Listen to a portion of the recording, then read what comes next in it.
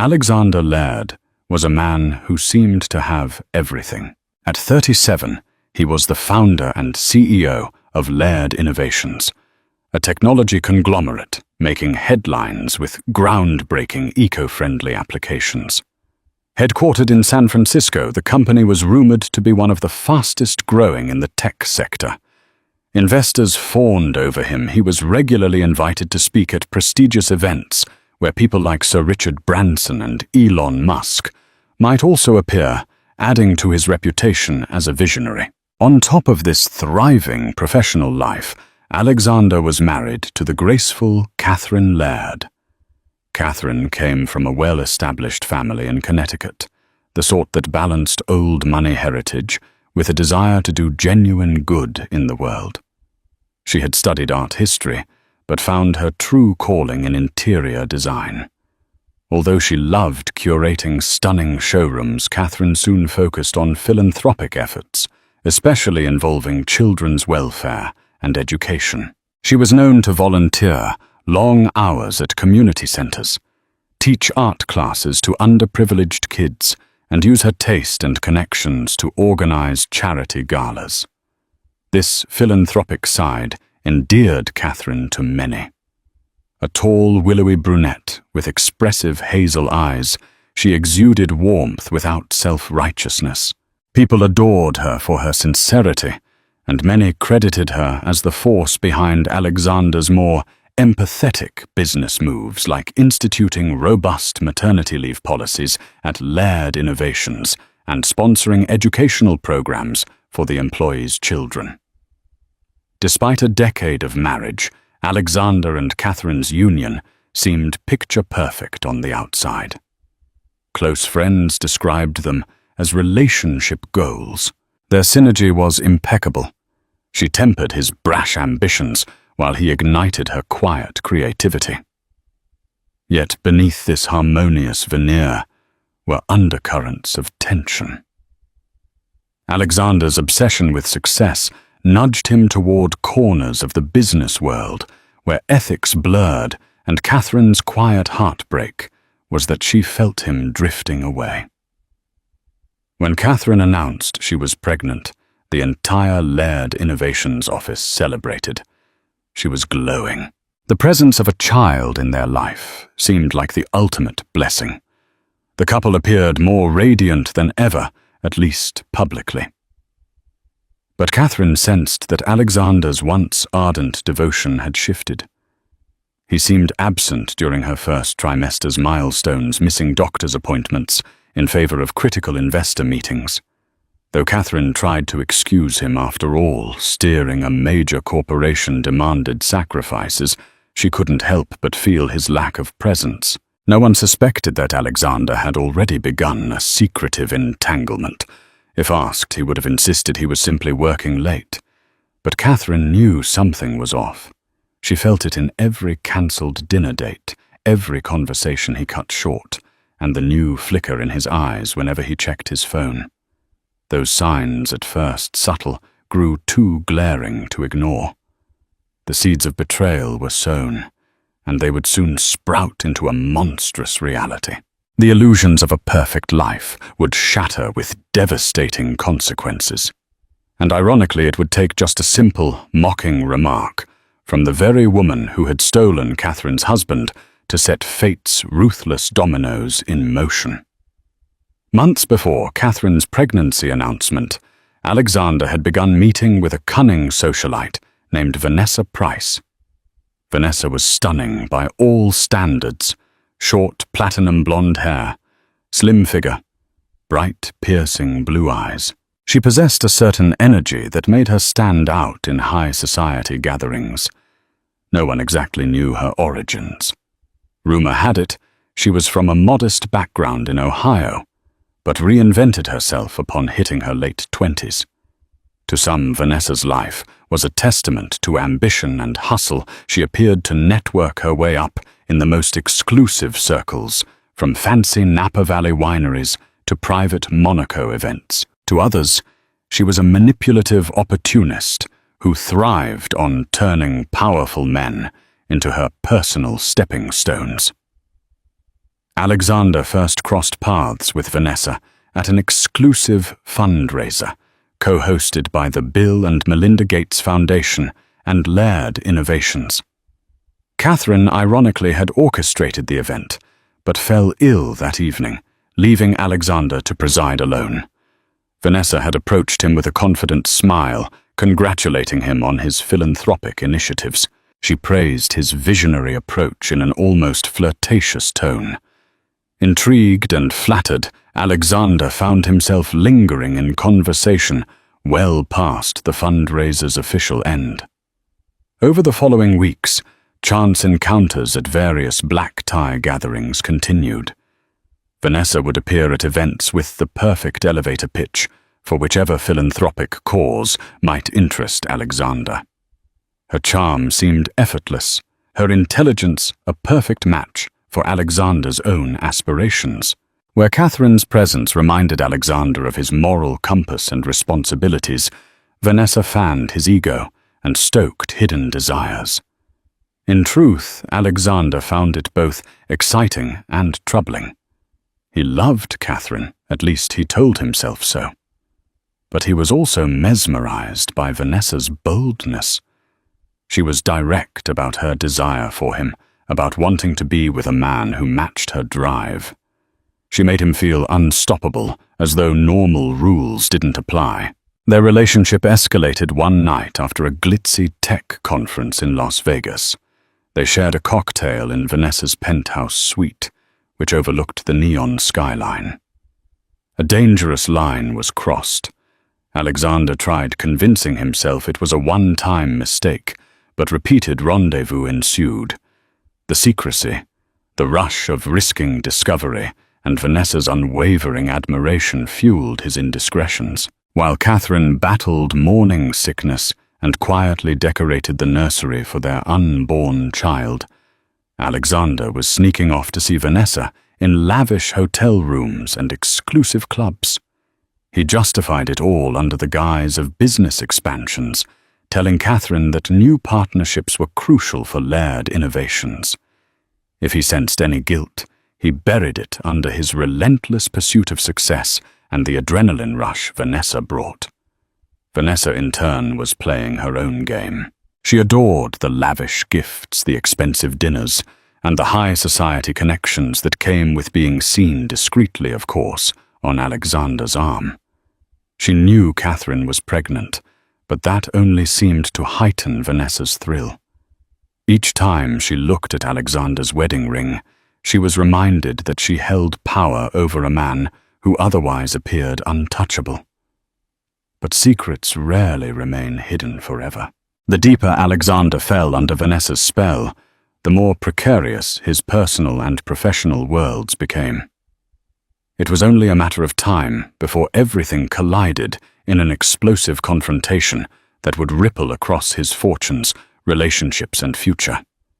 Back in San Francisco, Catherine was increasingly concerned. Alexander's persistent absences gnawed at her. He missed the baby's first ultrasound appointment. He failed to show up for the small, intimate dinner Catherine organized for her mother's birthday. Whenever Catherine tried to reach out to him, he claimed to be stuck in late-night negotiations or forging partnerships that would bring unprecedented growth to Laird Innovations. In truth, it wasn't all lies. Alexander was also under immense corporate pressure. Laird Innovations had gone public just 6 months ago, and large institutional investors were hungry for rapid returns. His leadership team insisted on an aggressive expansion plan, which involved everything from new software products to venturing into the electric vehicle market. Though the stock price soared, Alexander was terrified of any sign of weakness that could trigger panic among shareholders. Frustrated with her husband's distance, Catherine found solace in her philanthropic projects. She doubled her hours with the local community center, continuing to teach art to children. She also spent afternoons designing the nursery.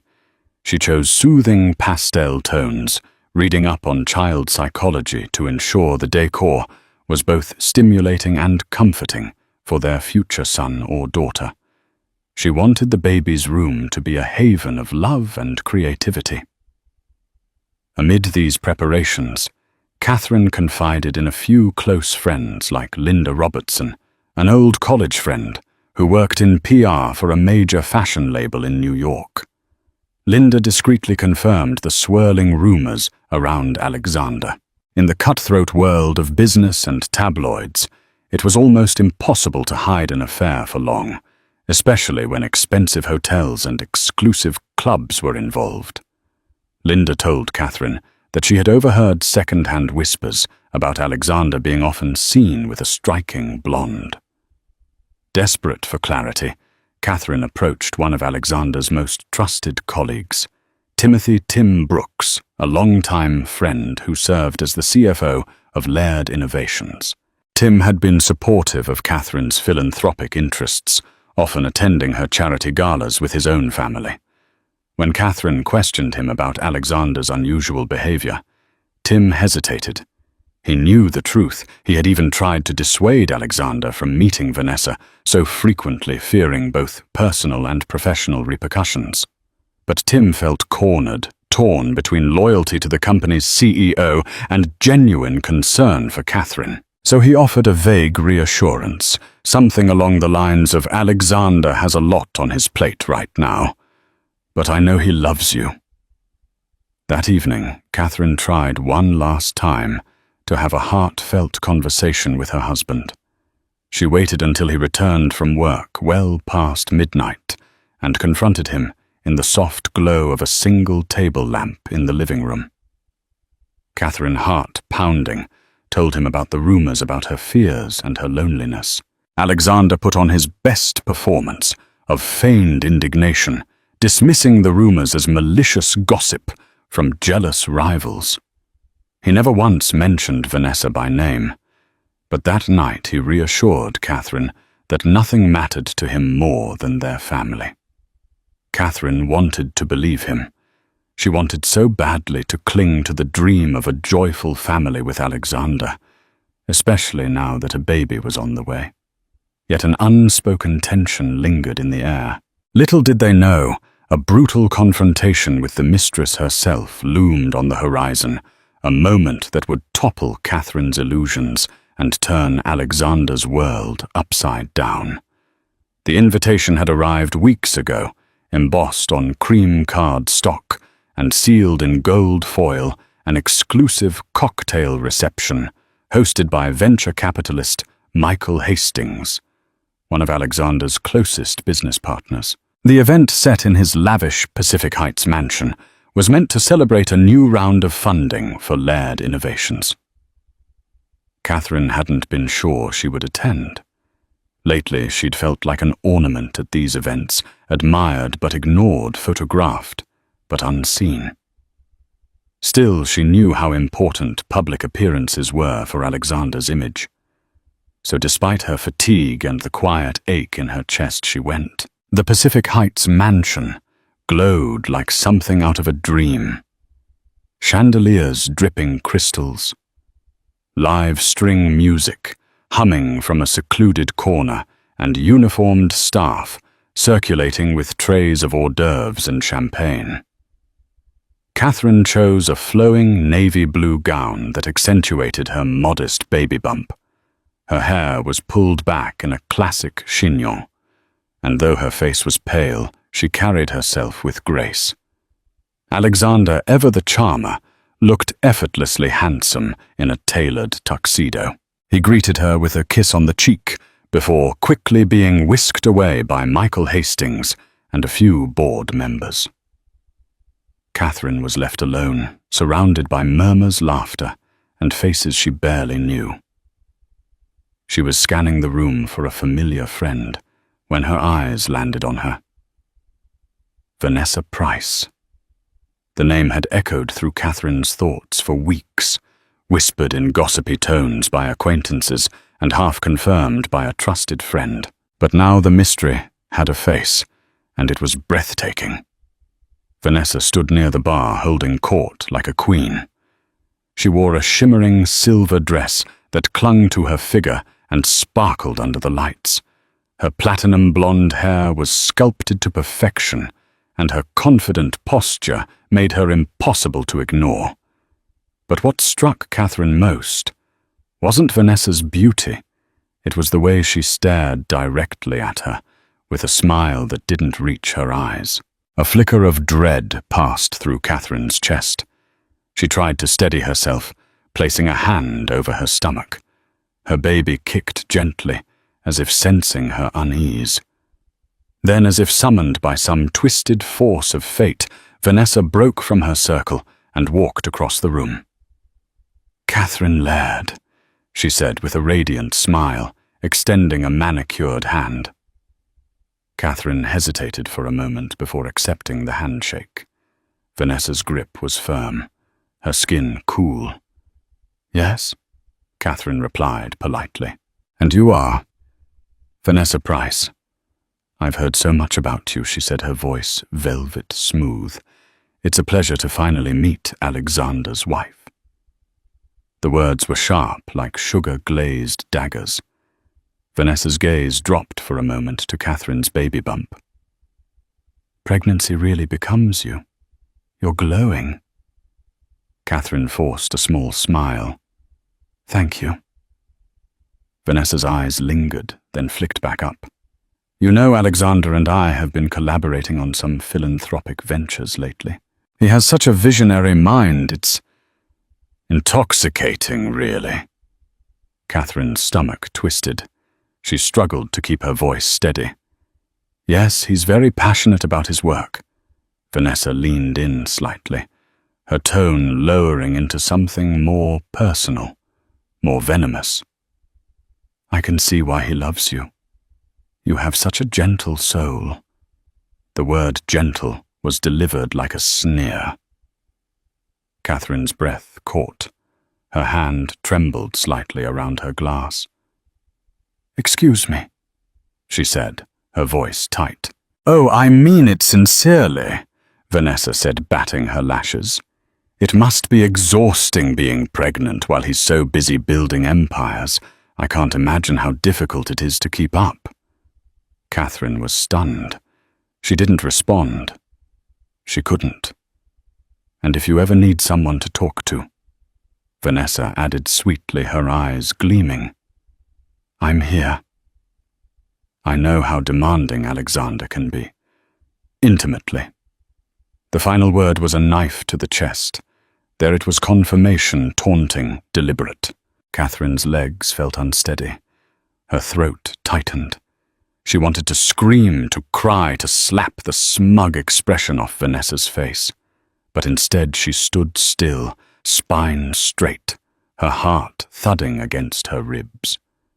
Vanessa tilted her head slightly, smiling once more, and walked away back into the crowd, into the arms of another admirer, leaving Catherine standing alone in a sea of glitter and cruelty. The room blurred. The music faded.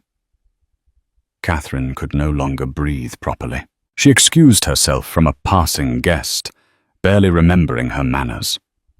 Her heels clicked too loudly on the marble as she made her way to the exit. Outside, the cold air hit her like a slap. She inhaled sharply, pressing a hand over her heart.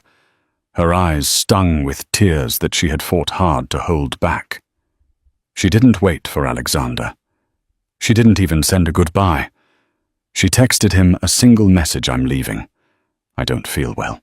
Inside, Alexander never noticed her disappearance until it was far too late.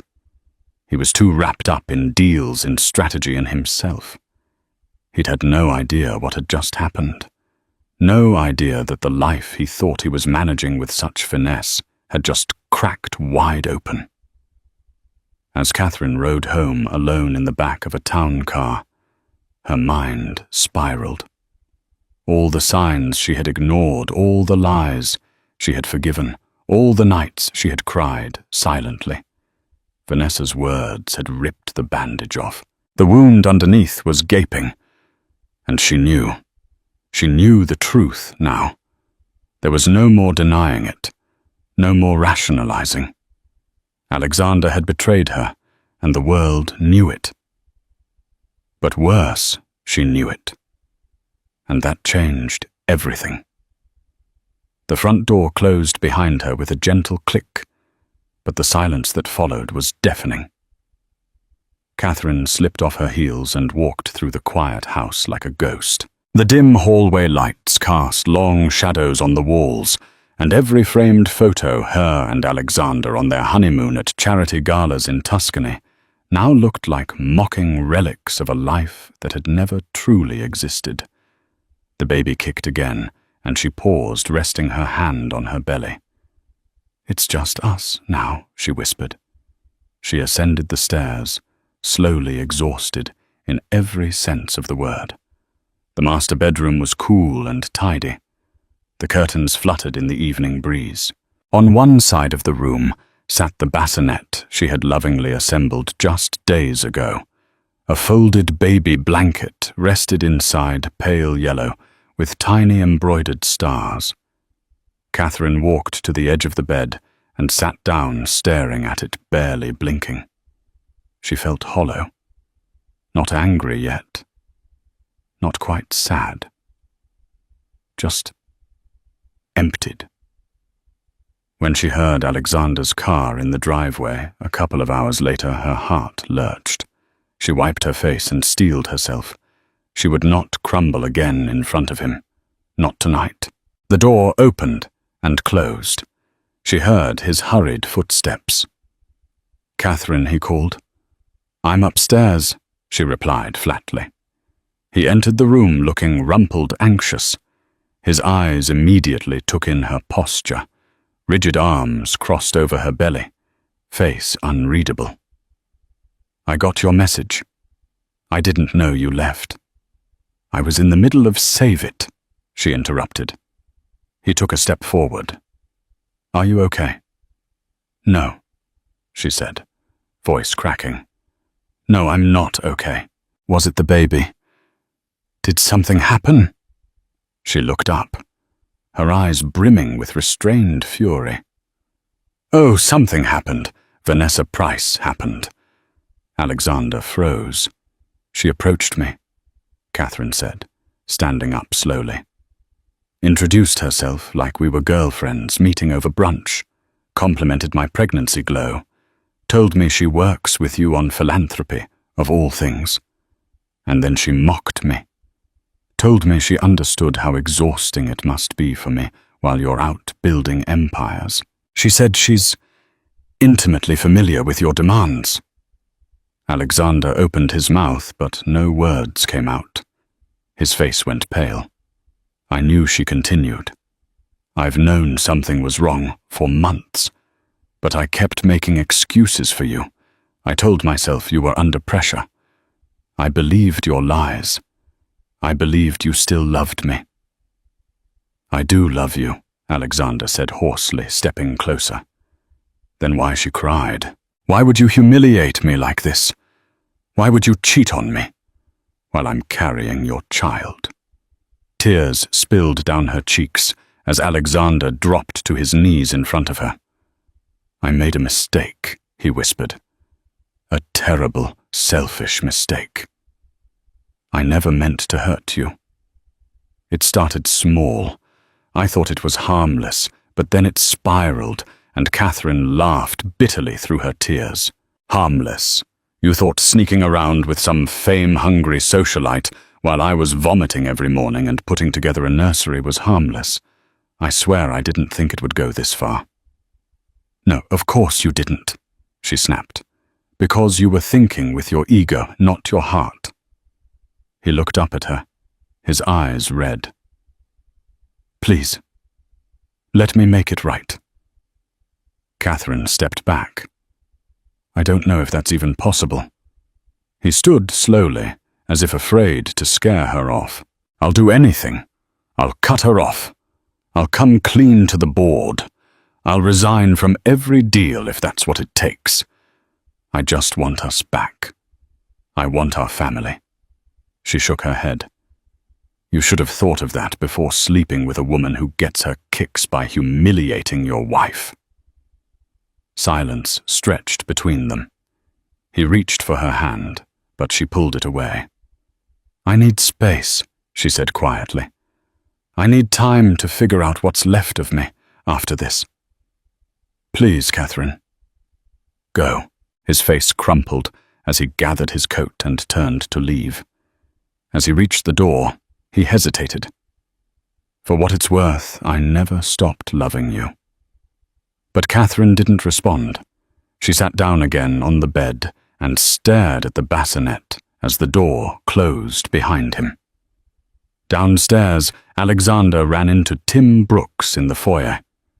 The CFO had stopped by after the reception, having heard whispers that Catherine left early. Tim took one look at Alexander's face and knew. She found out Alexander nodded mutely.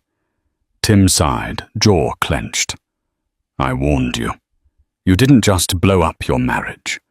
You've put the entire company in jeopardy." "I know," Alexander whispered. "I know." Over the next few days, Catherine retreated completely from public view. She cancelled her appointments at the community centre, paused her charity projects, and deactivated her social media. Friends texted and called, but she responded to none. Only her mother and Linda Robertson were allowed in.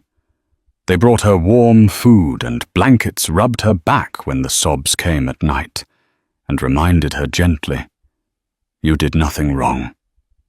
Meanwhile, Alexander isolated himself in the penthouse office above Laird Innovations' downtown headquarters. The walls that once felt like a fortress now seemed to close in on him. He couldn't sleep. He couldn't eat. He sent Catherine dozens of messages, texts, voicemails, emails, all unread. The sight of his wife slipping away haunted him more than the nosedive the company's stock was beginning to take. And that was no exaggeration. With Alexander distracted and Helix One rumors swirling, shareholders began panicking. Tim tried to keep things afloat, but it was clear that the company's public image, so tightly tied to Alexander, was beginning to fracture. And still Vanessa didn't return his calls. Not that he blamed her anymore. She had never promised him love. She had promised excitement, admiration, power. But when the tower began to fall, she had been the first to disappear. All Alexander had left was regret.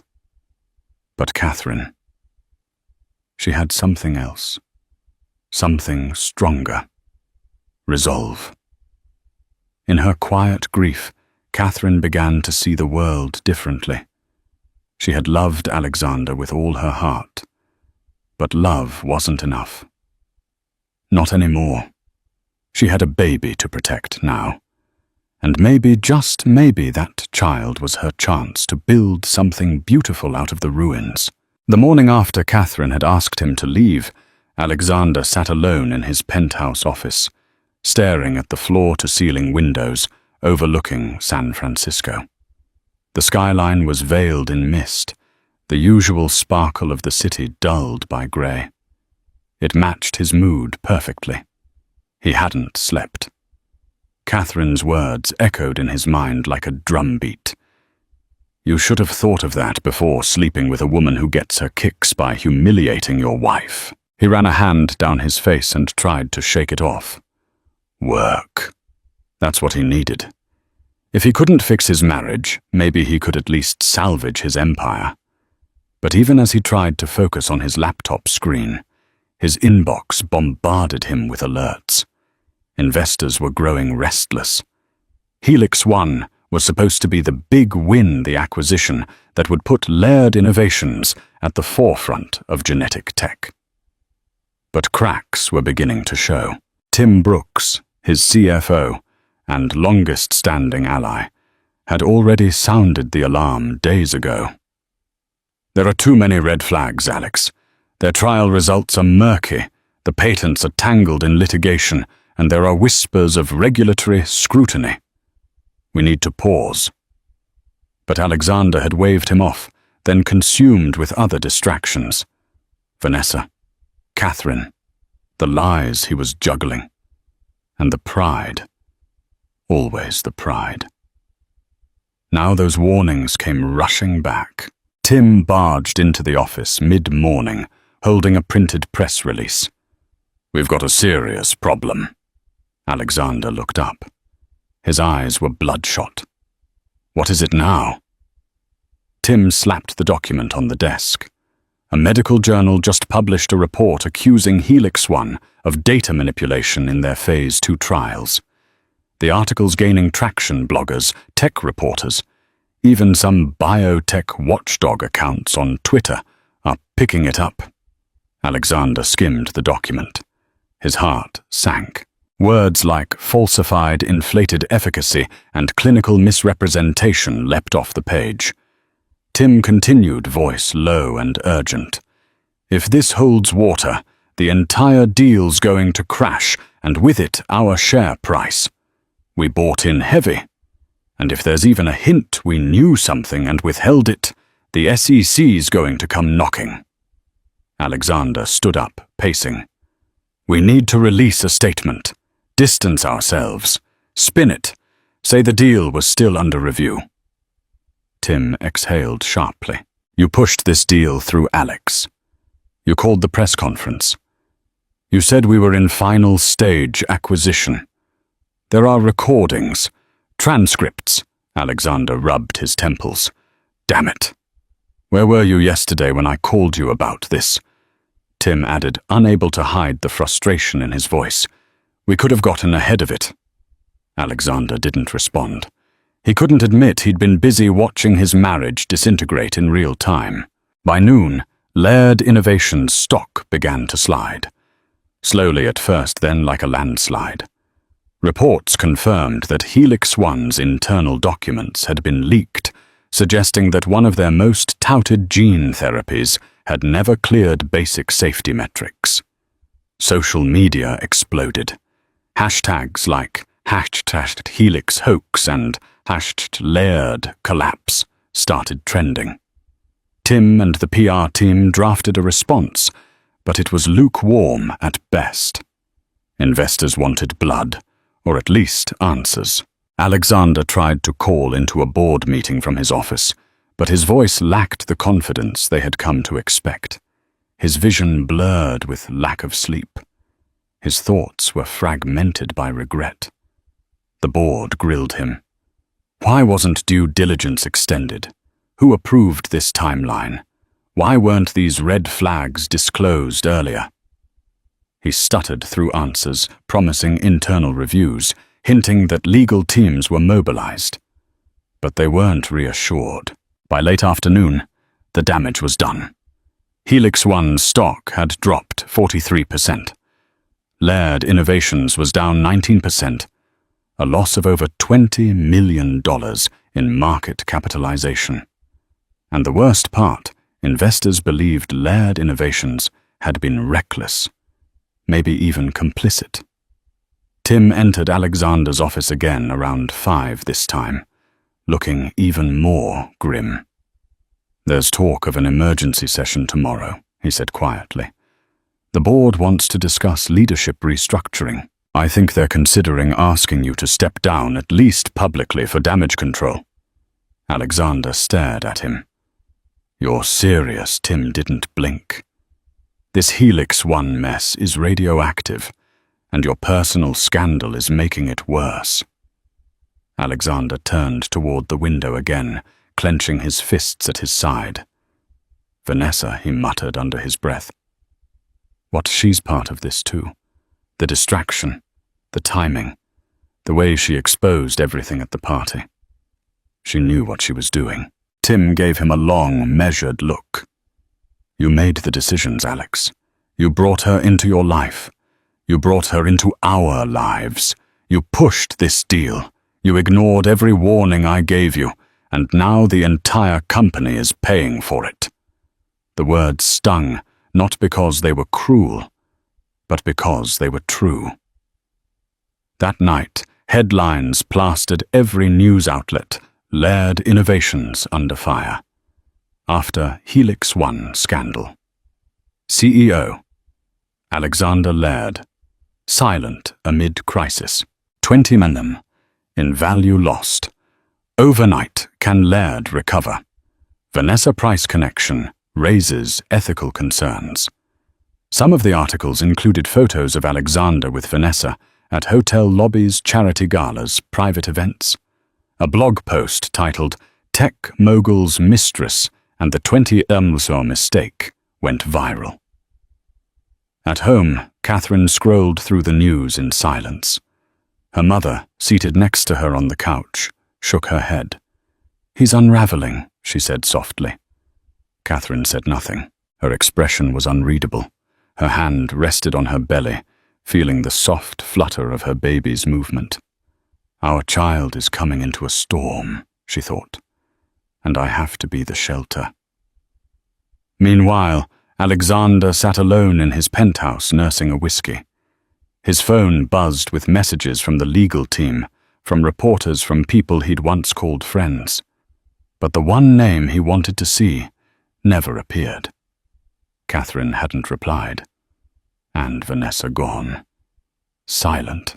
Her number now went straight to voicemail. He realized then the bitter irony. He had risked everything to chase a fleeting thrill. And now that thrill had vanished, leaving him surrounded by broken trust, collapsing shares, and a city skyline that no longer felt like his. He was no longer the visionary, no longer the golden boy. He was a headline, a punchline, and the $20 million. That was just the beginning of what he was about to lose.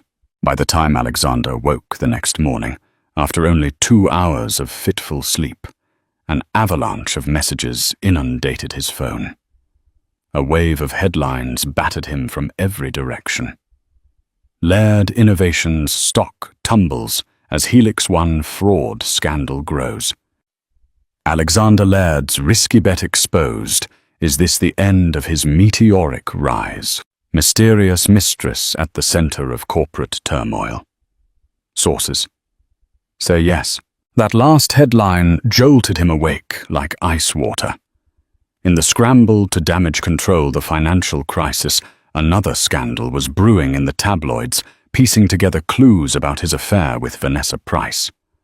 A gossip blog called Behind the Velvet Rope claimed to have photo evidence of Alexander leaving a hotel suite with Vanessa at odd hours.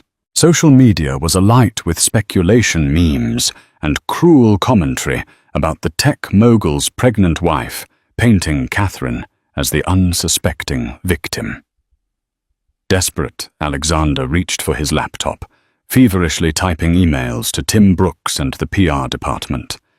He demanded immediate statements refuting the affair rumors.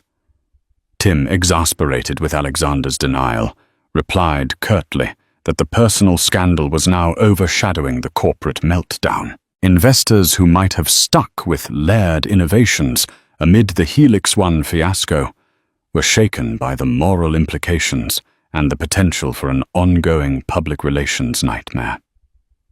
Alexander dashed to headquarters in a frenzy, but the atmosphere in the building had changed. Gone were the respectful nods and eager greetings. Employees whispered behind his back, giving him pitying or judgmental stares.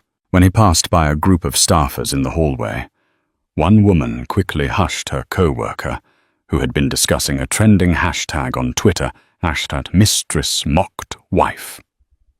The PR team insisted that a public apology to Catherine was necessary to quell the moral outrage swirling online.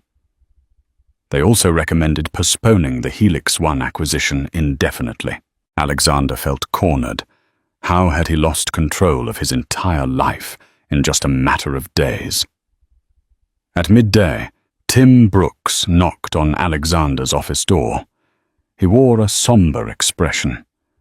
"The board wants your resignation as CEO," Tim said quietly. Alexander's heart dropped. "You're joking." He managed eyes wide with disbelief. Tim shook his head. "It's not final yet, but there's talk. They're concerned about your judgment, your image. We lost $20 million in market cap in less than 24 hours, and your personal scandal is fueling public distrust." Enraged and desperate, Alexander tried to call Catherine, but she sent every call to voicemail. He tried showing up at their home, but the housekeeper informed him Catherine was resting and preferred not to be disturbed, in a last desperate bid for damage control. Alexander placed a call to a well-connected crisis manager who had previously worked miracles for top Hollywood stars. But even the crisis manager sounded doubtful. "The public narrative is pretty damning," she said. "You need to show genuine remorse, step away from the spotlight and repair your marriage, or at least appear to." As the day wore on, the tabloids, mainstream media, and even more reputable business outlets continued to feed on the drama. Alexander Laird, once the unstoppable entrepreneur, was quickly becoming a cautionary tale of hubris. The unstoppable slide had begun. His fortune was bleeding away. But perhaps more devastating was the slow collapse of his carefully curated identity. While Alexander's world teetered on the brink, Vanessa Price seemed oddly unruffled, at least in public. At a fashionable Somar lounge, she was spotted sipping a martini with a few socialite friends, basking in the scandal's glow. Gossip columns captured her aloof stance. She neither confirmed nor denied her involvement with Alexander. Behind closed doors, however, Vanessa was quietly recalculating her next move. She had enjoyed the perks of being close to Alexander, the lavish gifts, the prestige, the sense of power. But with his reputation collapsing and his fortune in jeopardy, Vanessa saw her pipeline of luxury drying up fast. She also sensed something more precarious lurking. If the scandal deepened, there was a chance she could be subpoenaed in the event of an SEC investigation into Laird Innovations' insider knowledge about Helix One. A personal scandal was one thing, but potential legal battles spelled real danger. So Vanessa made a strategic decision. She put out feelers among her other wealthy acquaintances, hoping to distance herself from a sinking ship. She confided to a close friend, "I'll be damned if I let myself go down with Alexander. He's a big boy. He can handle his own mess." It was a ruthless move, but that was Vanessa's modus operandi. She had no qualms about self-preservation, even if it meant hanging Alexander out to dry. In her mind, he had served his purpose. Their affair had given her enough social currency to expand her circle of influential connections. The scandal might even enhance her bad girl mystique in certain circles, ironically making her more interesting to other well-heeled individuals seeking a thrill. Meanwhile, a tabloid article circulated, quoting a close associate of Vanessa, claiming that Vanessa had never truly cared about Alexander and had frequently joked about Catherine's pregnancy behind closed doors. She allegedly sneered at Catherine's boring lifestyle and questioned what kind of woman throws her life away for art classes with underprivileged kids when she could be traveling the world. This revelation only further enraged the public, solidifying Catherine's status as a sympathetic figure. Even some of Catherine's distant acquaintances rushed to her defense. Donors at her charity began making public statements about her impeccable character, intensifying the condemnation directed at Alexander and Vanessa. During one of his frantic attempts to salvage the situation, Alexander reached out to Vanessa, hoping she would help him refute some of the rumors, or at least keep silent. But her phone rang to voicemail. He left multiple messages, each more pleading than the last, but she did not respond. A terse text arrived that night. "Vanessa, this is going too far. I can't be involved in your meltdown. Please don't contact me again." The emotional blow was devastating. He had sacrificed his marriage for a woman who now brushed him aside the moment his fortunes wavered. Even the illusions that had fueled his desire for her, her unwavering admiration, Her flattering smiles vanished as quickly as the money from his bank accounts. In one stroke, Alexander lost the mistress he thought worshipped him, and with her the final shred of delusion that he could control the swirling chaos. While Alexander watched his empire crumble and Vanessa slipped into the shadows, Catherine found herself navigating a whirlwind of emotions: anger, hurt, betrayal, and a deep sense of loss. Yet in the midst of her heartbreak, she discovered an unexpected well of resolve. Firstly, Catherine leaned on her support network like never before. Her mother flew in from Connecticut and stayed at the house, offering quiet companionship and maternal guidance. Linda Robertson, the close friend who had sounded the alarm about the affair, rumors flew across the country to be at Catherine's side. Old friends from high school and college, some she hadn't spoken to in years, sent messages of love and solidarity. Secondly, Catherine immersed herself in her philanthropic work, channeling her pain into something constructive. She organized a new project at the community center, a series of art therapy workshops for children from troubled backgrounds. Sitting in the bright, paint-splattered studio, she facilitated group sessions where kids were encouraged to express complex emotions through creativity. In guiding them, Catherine found a measure of healing for herself. Ironically, the tabloids' portrayal of her as the wronged, pregnant wife brought public sympathy and attention to her causes. Donation offers poured in. Invitations to speak at charity conferences skyrocketed. Catherine was initially wary of the sudden limelight, but realized she could harness it to do genuine good. She appeared on a morning talk show, carefully steering the conversation away from the scandal to highlight the community center's needs and how art therapy could transform children's lives. Behind the scenes, Catherine wrestled with a crucial decision whether to end her marriage. She consulted with legal experts about the complexities of divorce, especially when a child was on the way. A part of her still held on to the slimmest hope that Alexander might change, that he might truly repent and commit to rebuilding their bond. Another part of her felt the betrayal was too deep. Adding another layer to her dilemmas, the negative publicity around Laird Innovations started to threaten Catherine's philanthropic projects. Some of the donors from the corporate sector worried about associating with Alexander Laird's name.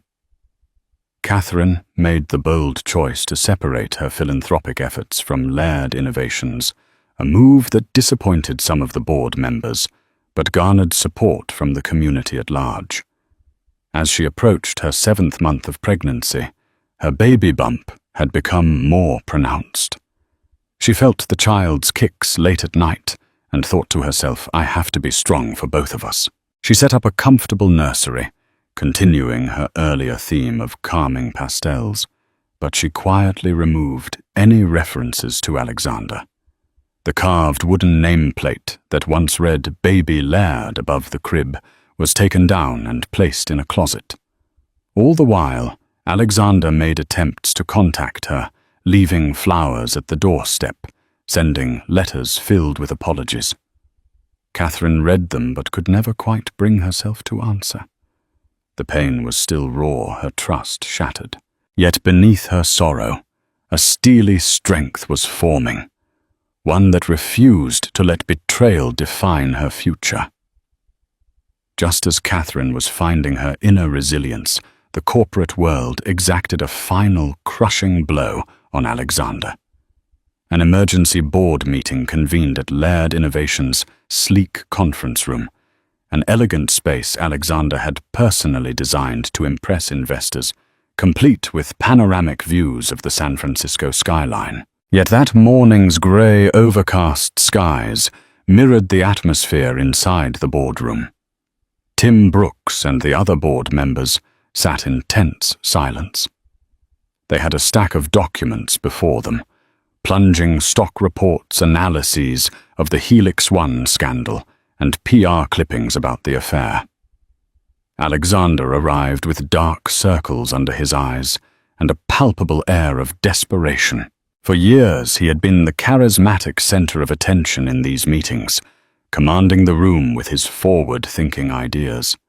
Now every gaze that landed on him was tinged with resentment or pity.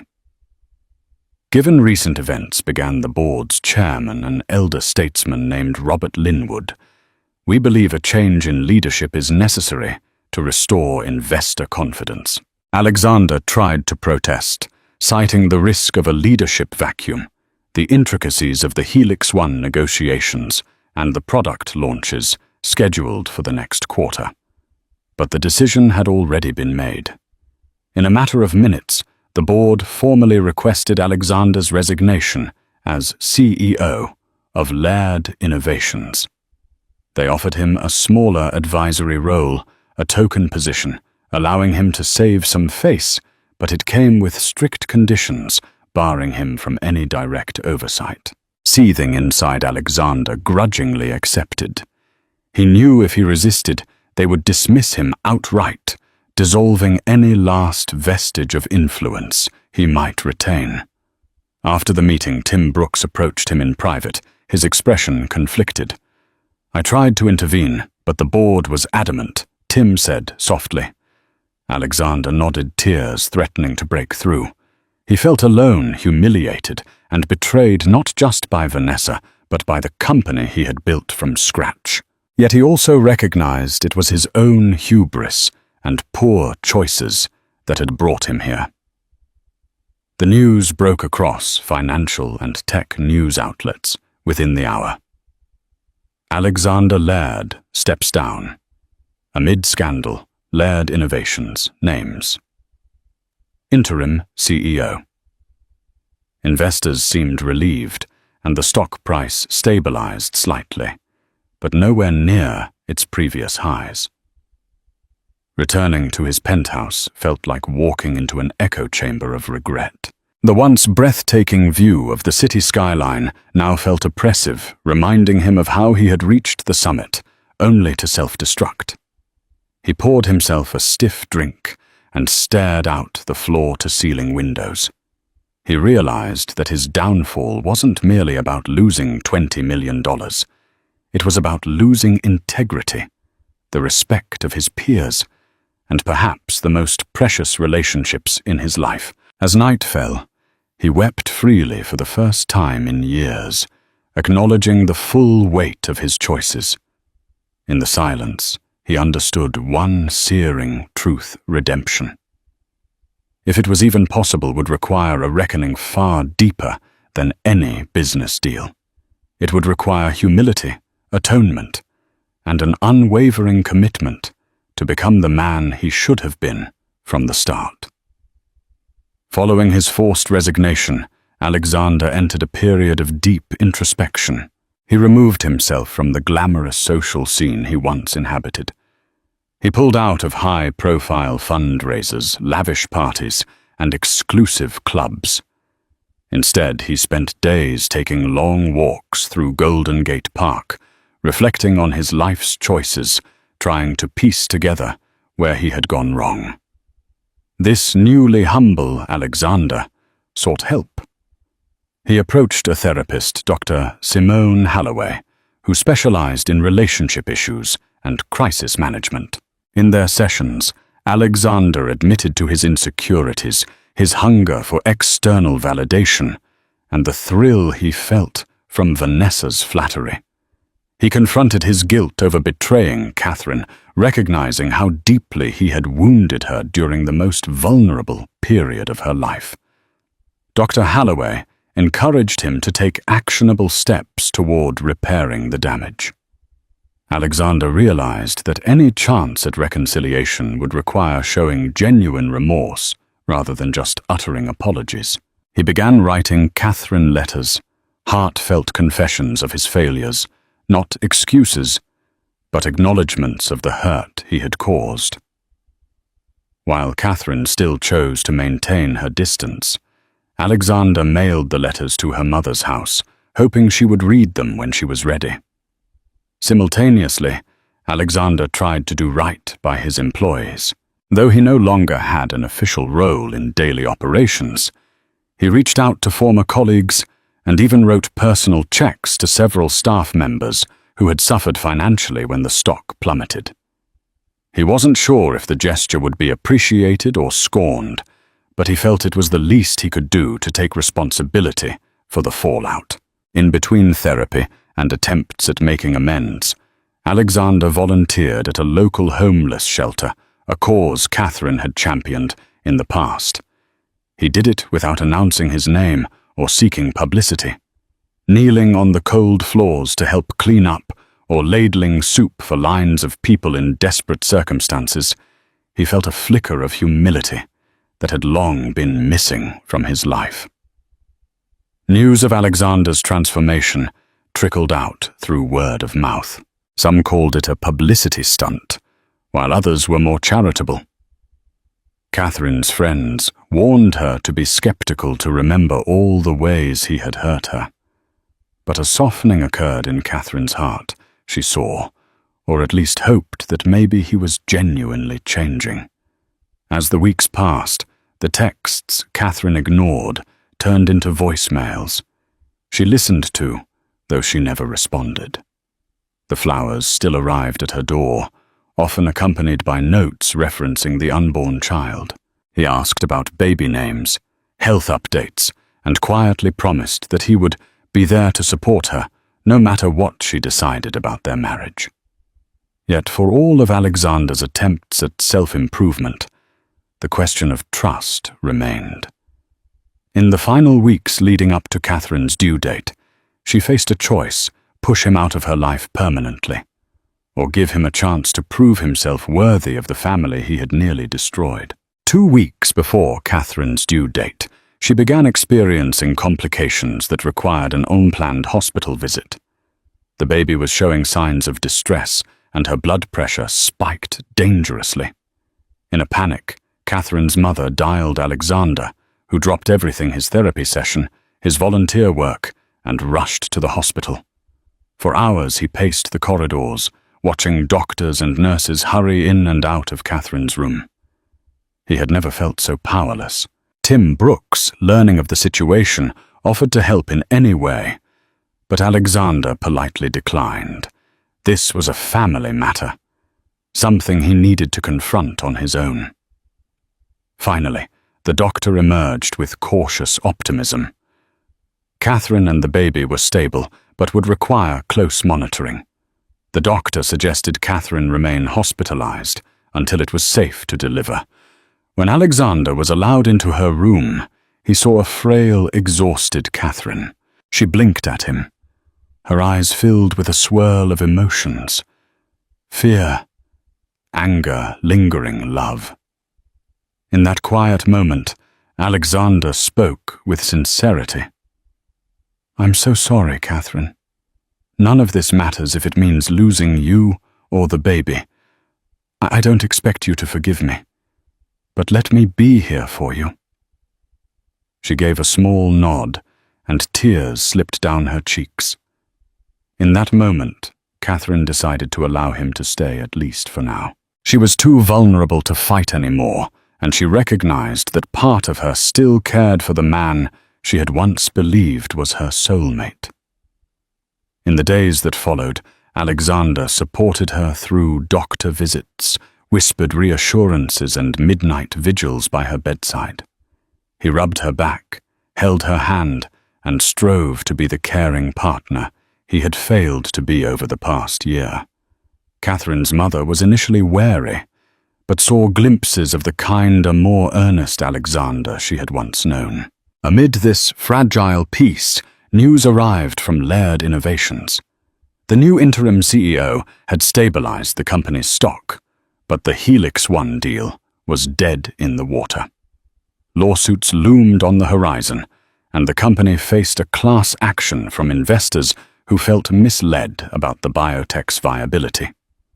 While Alexander's personal finances had recovered marginally, he remained tied up in the mess he had partly created, and he faced the prospect of ongoing legal battles. Yet in the grand scheme, the money mattered less to Alexander now.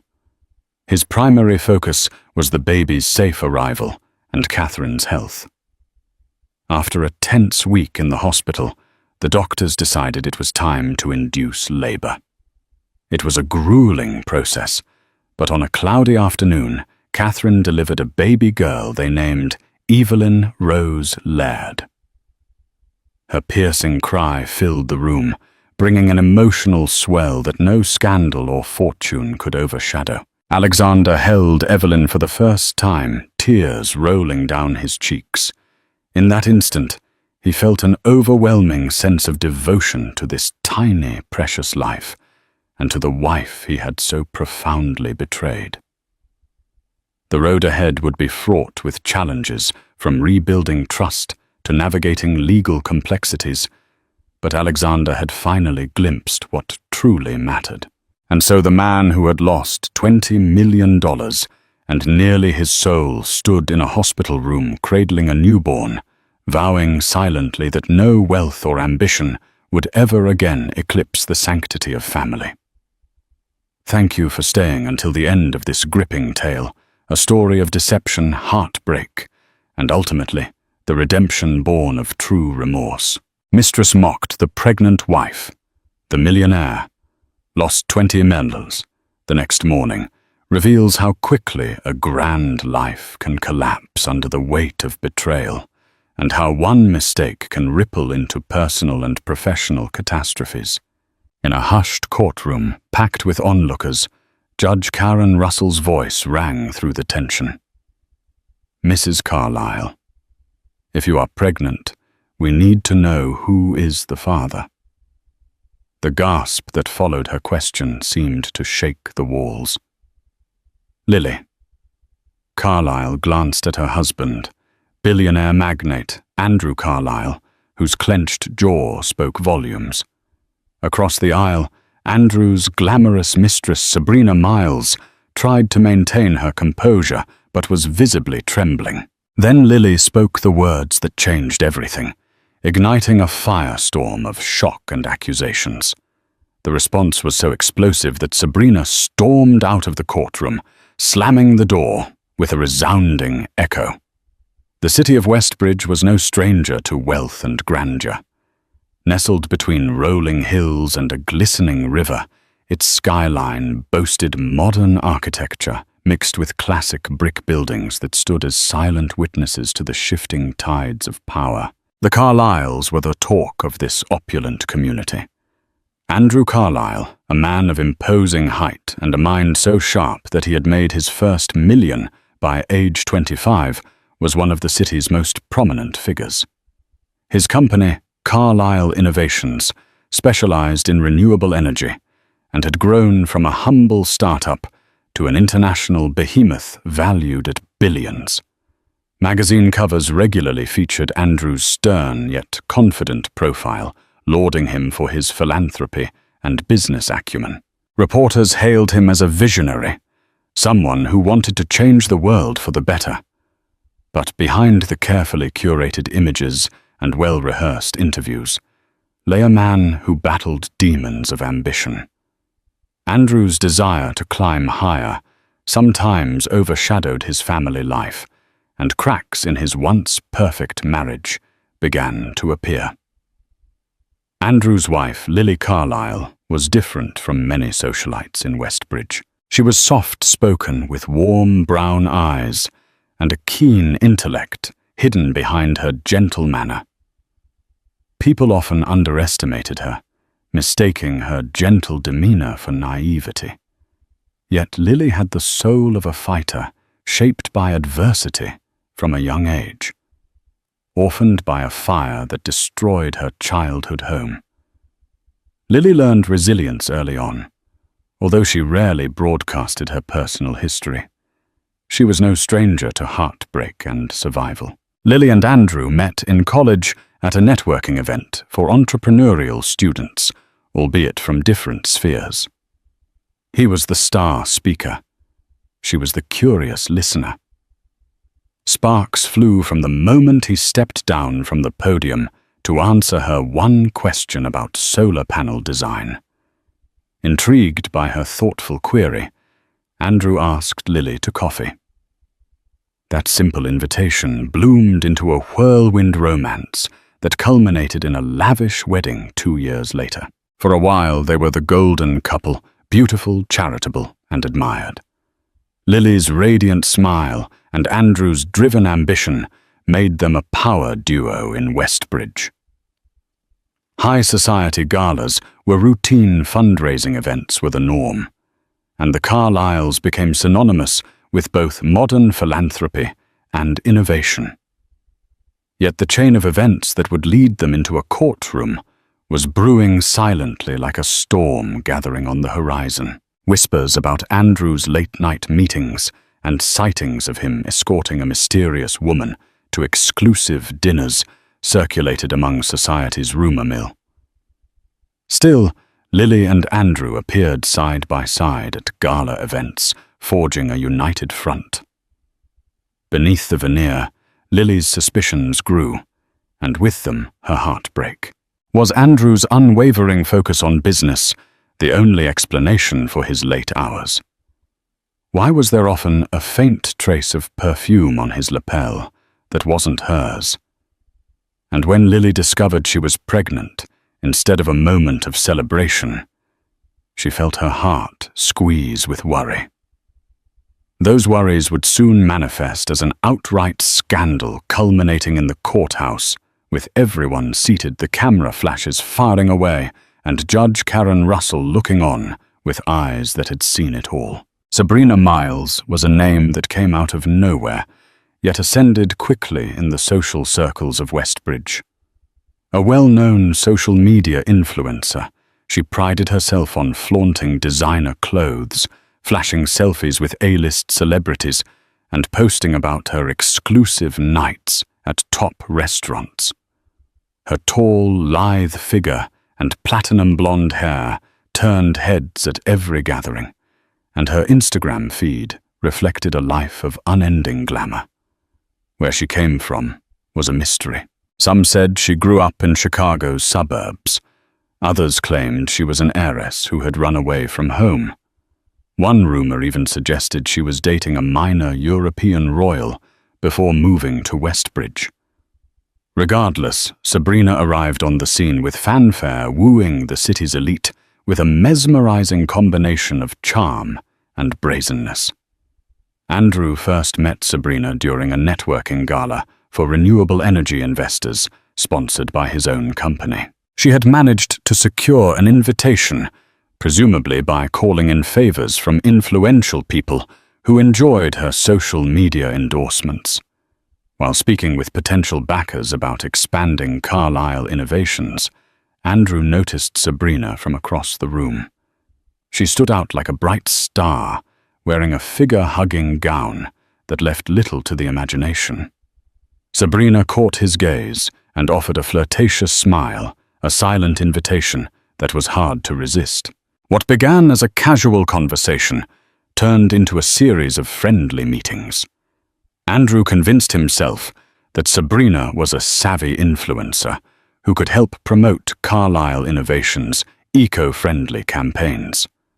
Sabrina, for her part, appeared genuinely interested in the cause, though whether it was a genuine interest or a well-rehearsed act remained to be seen. The boundary between business and personal quickly blurred. Whispered phone calls, texts at odd hours, and scheduled lunches that extended into private dinners became routine. Andrew, who had always prided himself on control, found himself ensnared. Perhaps it was the thrill of secrecy, or the flattery of a younger, attractive woman who hung on his every word.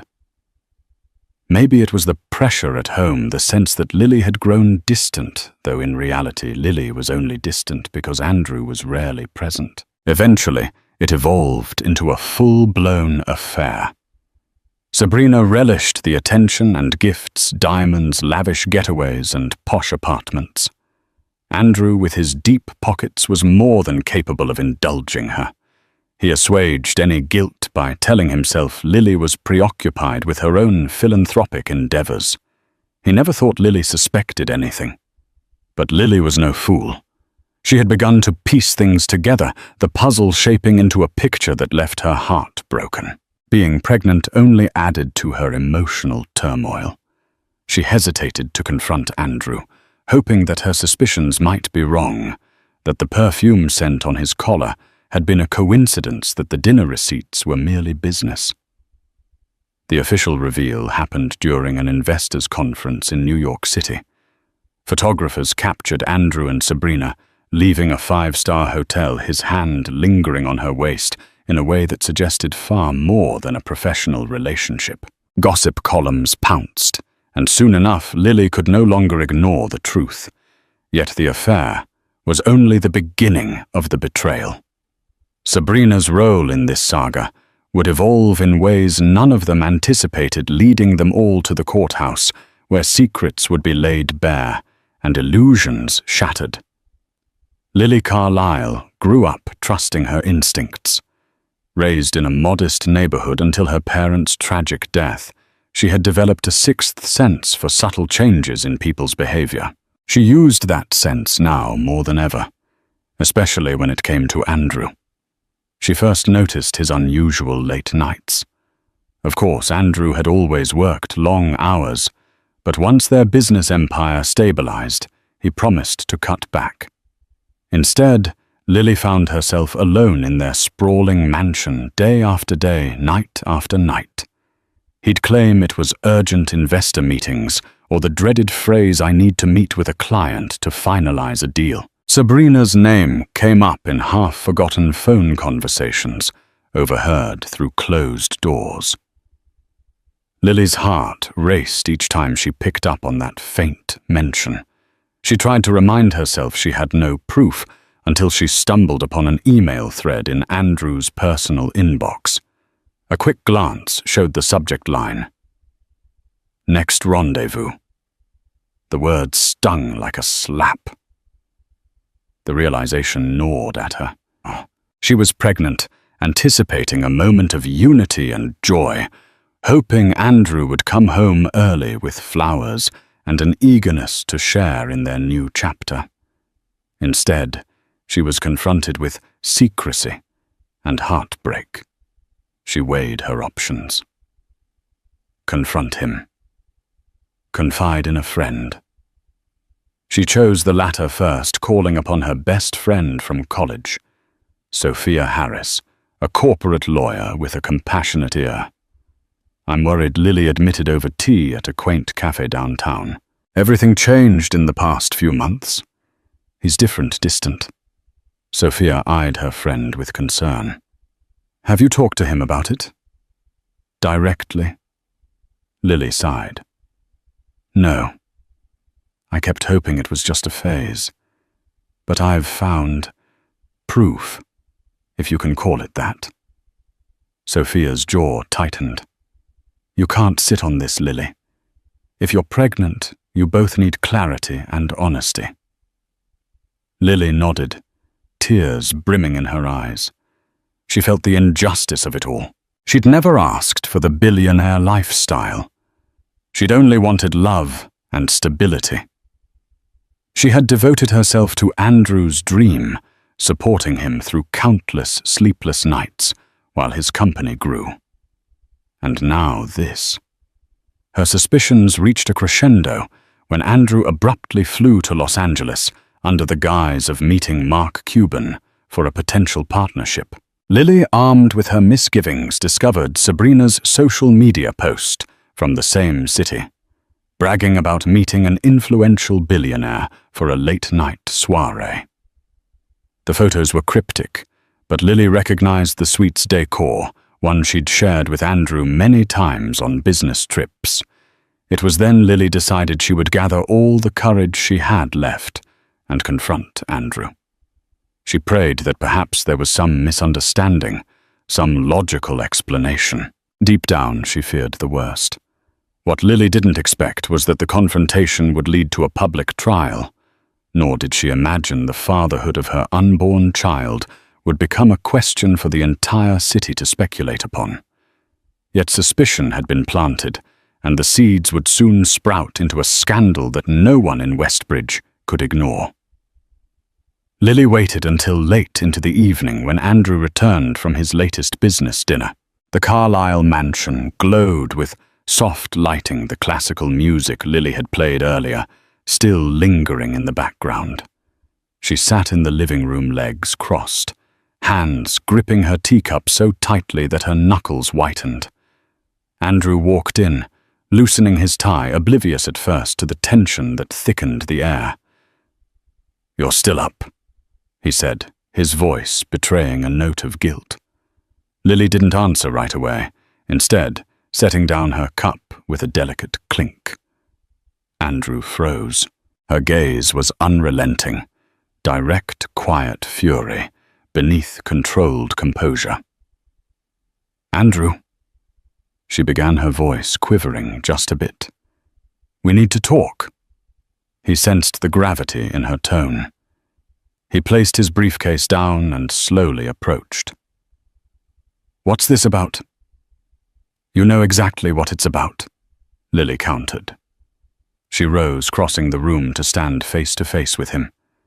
The silence that followed felt like an eternity. Finally, she threw down a social media printout, Sabrina's post from Los Angeles. "Recognize this hotel suite?" "Looks familiar, doesn't it?" Andrew's eyes darted from the paper to Lily. In that moment, he knew he was caught. "Lily, I can explain." She gave a bitter laugh. "Can you? Because I've watched you lie to me for weeks, maybe months. I can't do this anymore, Andrew." Andrew ran a hand through his hair, searching for the right words. "I didn't want to hurt you. I swear. It just happened. It was a moment of weakness." "A moment?" Lily's voice cracked. "This was more than a moment. Don't you dare reduce it to that. The dinners, the trips, and now she's flaunting your affair online." He tried to approach Lily, but she stepped back, tears filling her eyes. "You know I'm pregnant," she said softly, her voice trembling. "I thought we'd be celebrating." Andrew's face paled. "Pregnant? Why didn't you tell me?" She turned away, hugging herself. "I wanted us to have a moment of joy. But you were never around, always busy with these business trips. And now, with Sabrina." I couldn't bear it. His eyes filled with a mixture of shock and regret. Andrew reached out tentatively, but Lily pulled away. She felt humiliated and betrayed, yet her love for him warred with her anger. "Please, Lily," Andrew pleaded. "Let's figure this out." "All those times I needed you," she murmured, "and you were with her. How could you do this?" Andrew bowed his head. "I'm sorry, Lily. I never wanted to hurt you." But the apology fell flat. Lily inhaled sharply, tears streaming down her cheeks. "I'm going to stay with Sophia tonight. I need some space." As she walked out the door, Andrew felt a cold dread creep up his spine. He had once believed he could manage the situation, juggle a mistress, and maintain his marriage. However, in that one confrontation, he understood just how profoundly he had underestimated the storm that was coming. Word of the Carlisle scandal broke faster than Andrew could have anticipated. Westbridge's tabloids seized on the story. Billionaire caught in love triangle. The photo of Andrew and Sabrina leaving a hotel together made the front page of the Westbridge Gazette. Online forums buzzed with speculation. Did Lily Carlisle know? Would the couple divorce, who was truly at fault? Andrew found himself inundated by calls, journalists hounding him for statements, anxious investors questioning his stability, and business partners unsure of what this scandal meant for Carlisle Innovations. The weight of it all threatened to crush him. Meanwhile, Lily sought solace at Sophia's apartment. The supportive friend offered more than just a shoulder to cry on. Sophia was also a savvy lawyer. If you consider a divorce, Sophia said, you need to think about what that means for you, the baby, and your share of the marital assets. You've devoted a lot of your life to Andrew's dream. Lily pressed a hand to her temple, her head throbbing.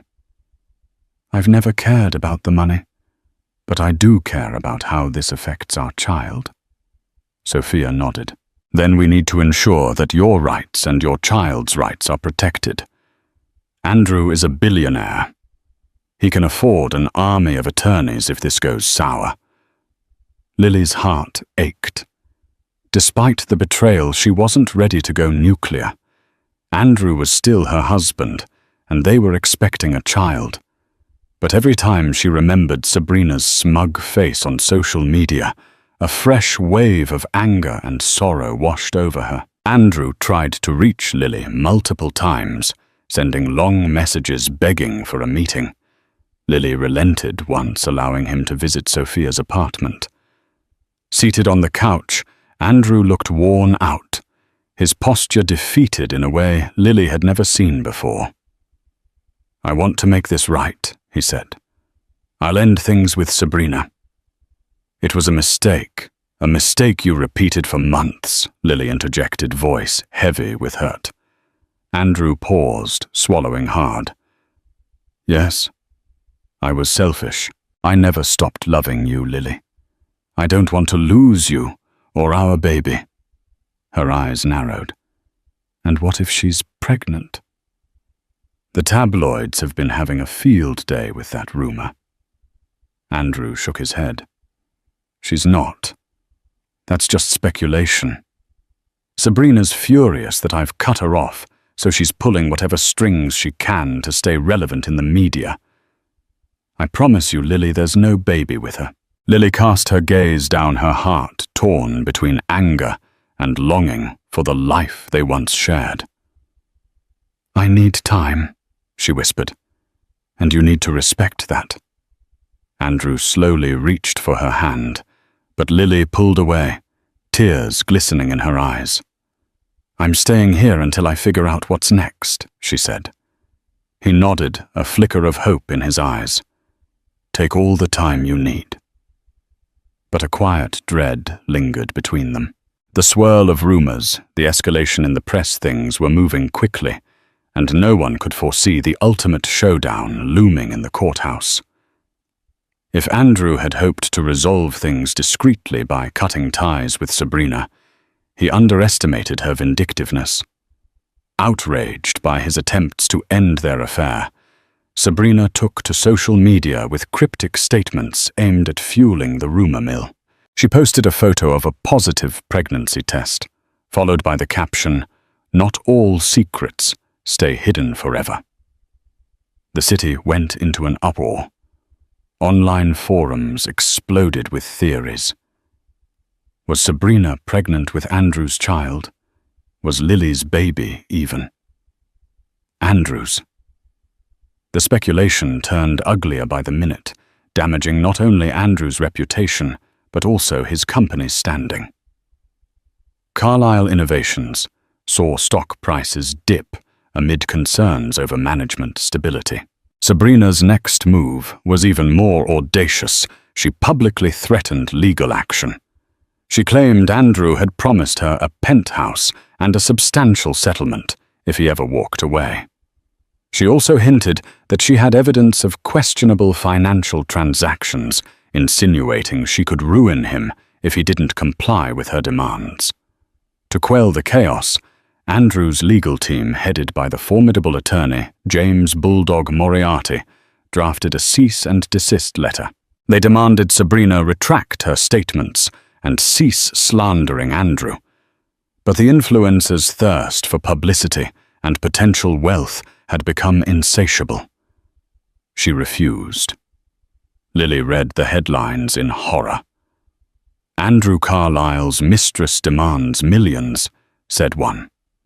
Another proclaimed, love triangle reaches breaking point, She thought of the unborn child she carried, and how all this noise could affect her future. The stress weighed on her more heavily each day, and she found it increasingly hard to eat or sleep well. Sophia tried to reassure her. "Look, Sabrina hasn't provided any actual evidence of pregnancy beyond a picture of a test we can't verify. We can challenge that in court. And if Andrew says it's not his, he can demand a paternity test." Lily nodded, but worry gnawed at her. "Sabrina seems desperate," she said. "A person that desperate can create chaos." The next day, Lily's worst fears inched closer to reality. Sabrina filed a lawsuit claiming emotional distress breach of promise and defamation, accusing Andrew of manipulative behavior that had impacted her mental health.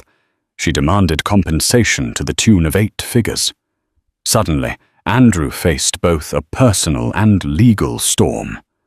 And in a cruel twist, Sabrina's legal team suggested questioning Lily's pregnancy. If Sabrina really was pregnant, how could they be sure Andrew was the father of Lily's baby, and not someone else? The rumors online took that insinuation and ran with it, fueling endless gossip that Lily might have had an affair of her own to retaliate. Lily felt trapped, as though she had lost control of her own narrative. She wished she could simply vanish, take her unborn child, and find peace far away. But Andrew pleaded with her to stand by him, at least publicly. He promised that once this fiasco was over, they could start fresh. In a moment of raw honesty, Lily admitted to herself that despite the betrayal part of her, still yearned for the dream of a family with Andrew. And so, against her every instinct to run, Lily agreed to attend the first court hearing. The stage was set for a showdown that would leave Westbridge breathless. The first court hearing was a preliminary one meant to address Sabrina's lawsuit and Andrew's countersuit for defamation. Judge Karen Russell, a no-nonsense figure with steel-grey hair, presided in her black robe with the stern composure she was known for.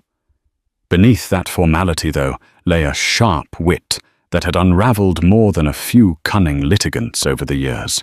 Sitting at the plaintiff's table, Sabrina Miles looked every bit the celebrity, wearing designer sunglasses atop her head and a statement dress that hugged her figure. Her lawyer, a slick man named Garrett Bloom, exuded confidence. Opposite them, Andrew and his defense team, led by James Moriarty, were poised and serious. Lily sat beside Andrew, but kept her hands folded on her lap, her anxiety evident. The courtroom was packed with reporters and curious onlookers, all craning their necks for a glimpse of the drama. The hum of whispered conversations fell silent when Judge Russell took her seat and banged the gavel. She surveyed the parties before her. "This is case number 2384. Sabrina Miles v. Andrew Carlyle and Andrew Carlyle v. Sabrina Miles. Let's keep this civil, folks."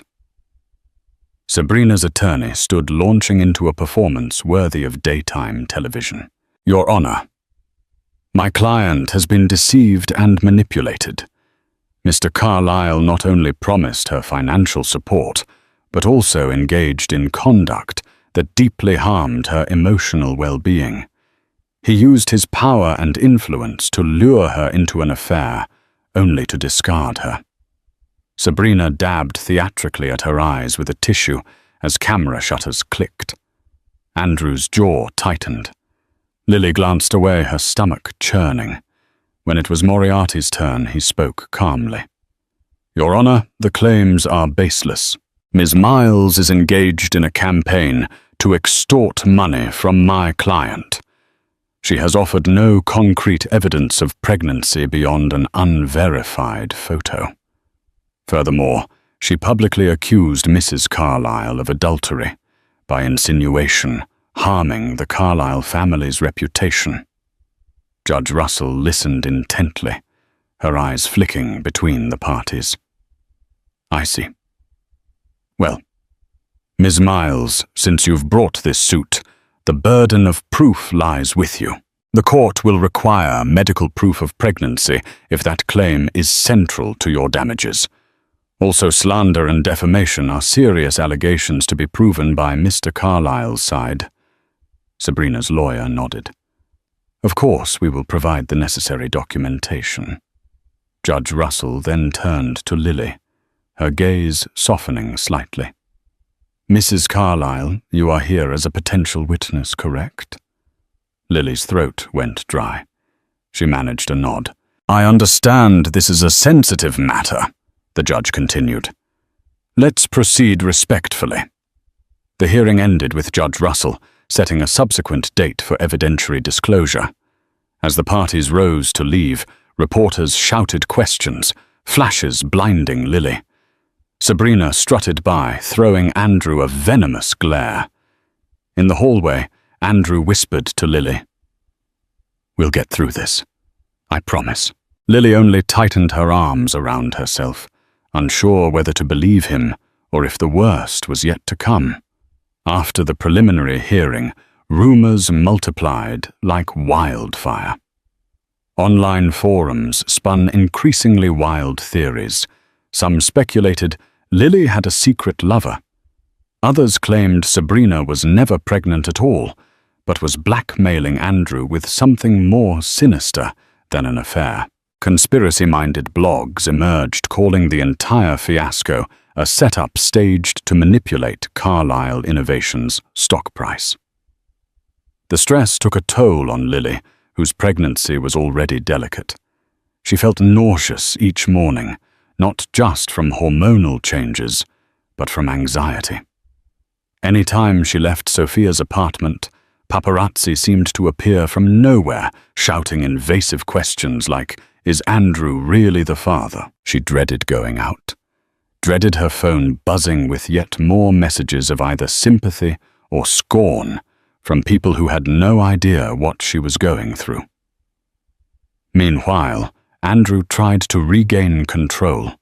He held an emergency press conference outside Carlyle Innovations headquarters. Standing behind a podium, he maintained a calm but firm demeanor. "The rumors circulating are harmful and untrue," he said. "My focus remains on the success of this company and the well-being of my family. I have no further comment on personal matters at this time." Sabrina, never one to be outdone, took to live streaming. "I'm not trying to destroy Andrew Carlyle," she proclaimed to her thousands of followers. "I'm just seeking justice for the promises he made to me and for the emotional damage I've suffered. No one should be used and discarded." People ate it up, and divisions formed.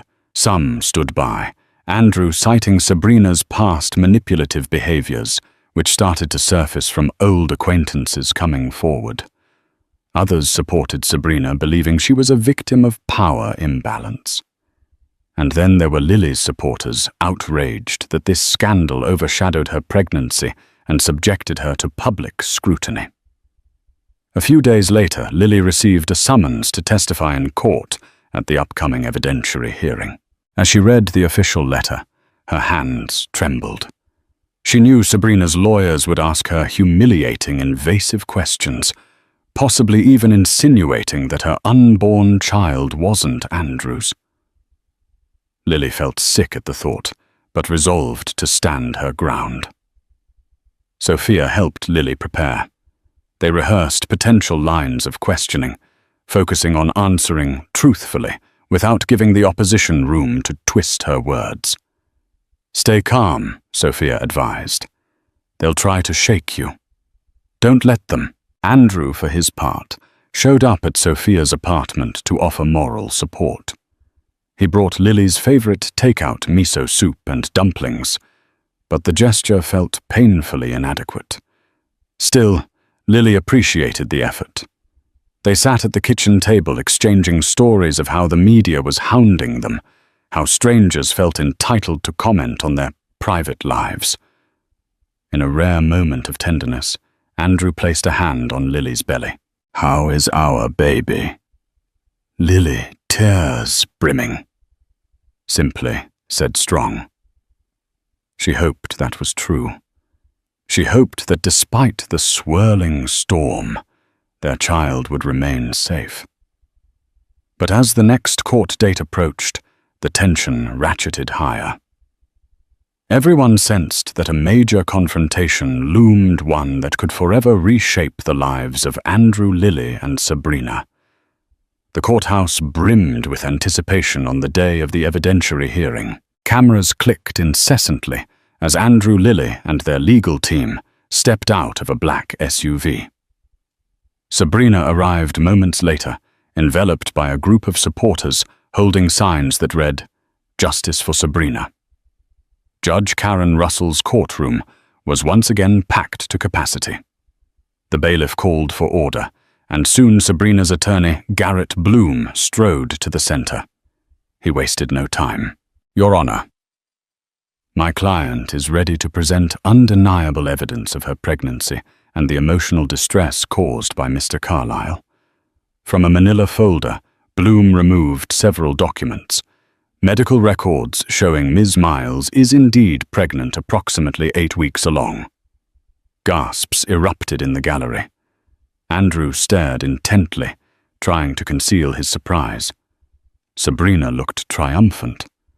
Next, Lily was called to the witness stand. Dressed conservatively in a navy suit, she moved carefully, mindful of her own pregnancy. After swearing the oath, she perched on the stand. Her nerves coiled like a spring. Bloom started his questioning slowly, but the tension in his voice was palpable. "Mrs. Carlyle, you are also pregnant, correct?" "Yes," Lily answered softly. Bloom leaned in. "How far along?" "About 15 weeks, she replied, her hand unconsciously moving over her stomach. "And you claim Mr. Carlyle is the father?" Her eyes flicked to Andrew, before returning to Bloom. "He is." Bloom paced. "Are you aware my client has alleged in conversations with her supporters that Mr. Carlyle confided doubts about being the father of your child?" Judge Russell shot Bloom a warning look. "Counsel, keep it factual." Bloom pressed on. "Mrs. Carlyle, is there any possibility that someone else fathered your baby?" Lily felt a surge of indignation. "Absolutely not," she said firmly. "Interesting," Bloom drawled, "because Ms. Miles has messages from Mr. Carlyle, messages in which he suggests you had become emotionally distant and that you were possibly seeing someone else." In that moment, Andrew's head jerked up. He mouthed, "That's a lie." But Bloom continued. He produced screenshots, lines of text, allegedly, from Andrew to Sabrina. Tears pricked at Lily's eyes as she scanned the paper. She recognized Andrew's style of texting, but it was possible the messages had been doctored. She looked to Andrew, her gaze pleading. "I never wrote that," Andrew said, standing impulsively. "I have no idea where those messages came from." Judge Russell banged the gavel. "Order," she barked. "Sit down, Mr. Carlyle. You will have a chance to refute." Lily's breath caught in her throat. The entire courtroom watched, waiting for her response. She lifted her chin, finding a sliver of courage. "Your Honor, I am certain Andrew Carlyle is the father of my child. Any suggestion otherwise is baseless." The judge nodded, studying Lily's sincerity. "We'll note that." Bloom then wrapped up with an insinuation. "So you deny any extramarital activities of your own?" "Noted." "But you can't speak for Mr. Carlyle, who it seems has been doubting you behind your back." Lily bit her lip, trembling with the effort to maintain composure. The question of paternity hovered like a dark cloud, fueling the tabloid's thirst for more. Andrew's attorney rose to cross-examine Sabrina next. and everyone leaned forward, sensing that the real fireworks were about to begin. When it was finally Andrew's lawyer, James Moriarty's turn, he wasted no time confronting Sabrina. She sauntered up to the stand, flipping her blonde hair confidently, but the moment Moriarty began, her composure showed signs of crackings. Miles Moriarty said you claim Andrew Carlyle promised you a penthouse and a generous settlement. Did you record such a promise? Have a signed document? She hesitated, eyes flicking away. He told me verbally. We were intimate at the time, so no, I didn't record it. Moriarty pressed on, and this alleged conversation took place when exactly Sabrina shifted in her seat. It was multiple times across different trips. Last month in LA, for instance. Moriarty pounced. Last month, you say? Would this be before or after you announced your pregnancy to him? Sabrina faltered. He found out later. Right, Moriarty said. And you have medical records indicating you're approximately 8 weeks pregnant. Correct? Sabrina nodded. 8 weeks ago from today. Places conception around the time Mr. Carlyle was. Moriarty paused for dramatic effect. Out of the country, at a conference in Tokyo, with known investor Mark Cuban. A startled murmur rippled through the courtroom. Sabrina looked rattled. He wasn't in Tokyo the entire time. He flew to Tokyo after seeing me. Moriarty arched a brow. So you claim. But flight records which we have here show Mr. Carlyle's private jet left the US on Sunday and returned on the following Saturday. That entire week you were posting pictures in Miami. Judge Russell turned her sharp gaze on Sabrina. Miss Miles, can you clarify these inconsistencies? Sabrina's eyes darted around. She seemed to be losing control of the narrative. He must have visited me before or after. I might have gotten the dates mixed up. The point is, he was with me intimately. Moriarty flipped to another set of documents. Let's move on. Your lawsuit claims emotional distress, but you continued to correspond with Mr. Carlyle, requesting gifts. Isn't that correct? Sabrina's face flushed red. Well, we had a complicated relationship. A hush fell over the room as Moriarty took a step back. Your Honor, the defense believes Ms. Miles fabricated parts of her claims. We request that Ms. Miles undergo a paternity test once her pregnancy is far enough along for safe testing. If she refuses, we believe her lawsuit should be dismissed. Judge Russell nodded thoughtfully. I'll consider that request.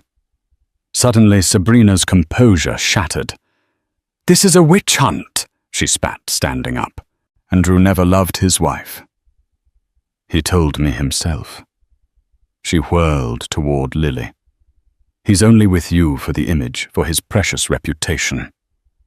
Lily closed her eyes, trying to stay calm, as Sabrina's words stabbed at her insecurities. Then Moriarty struck one final blow.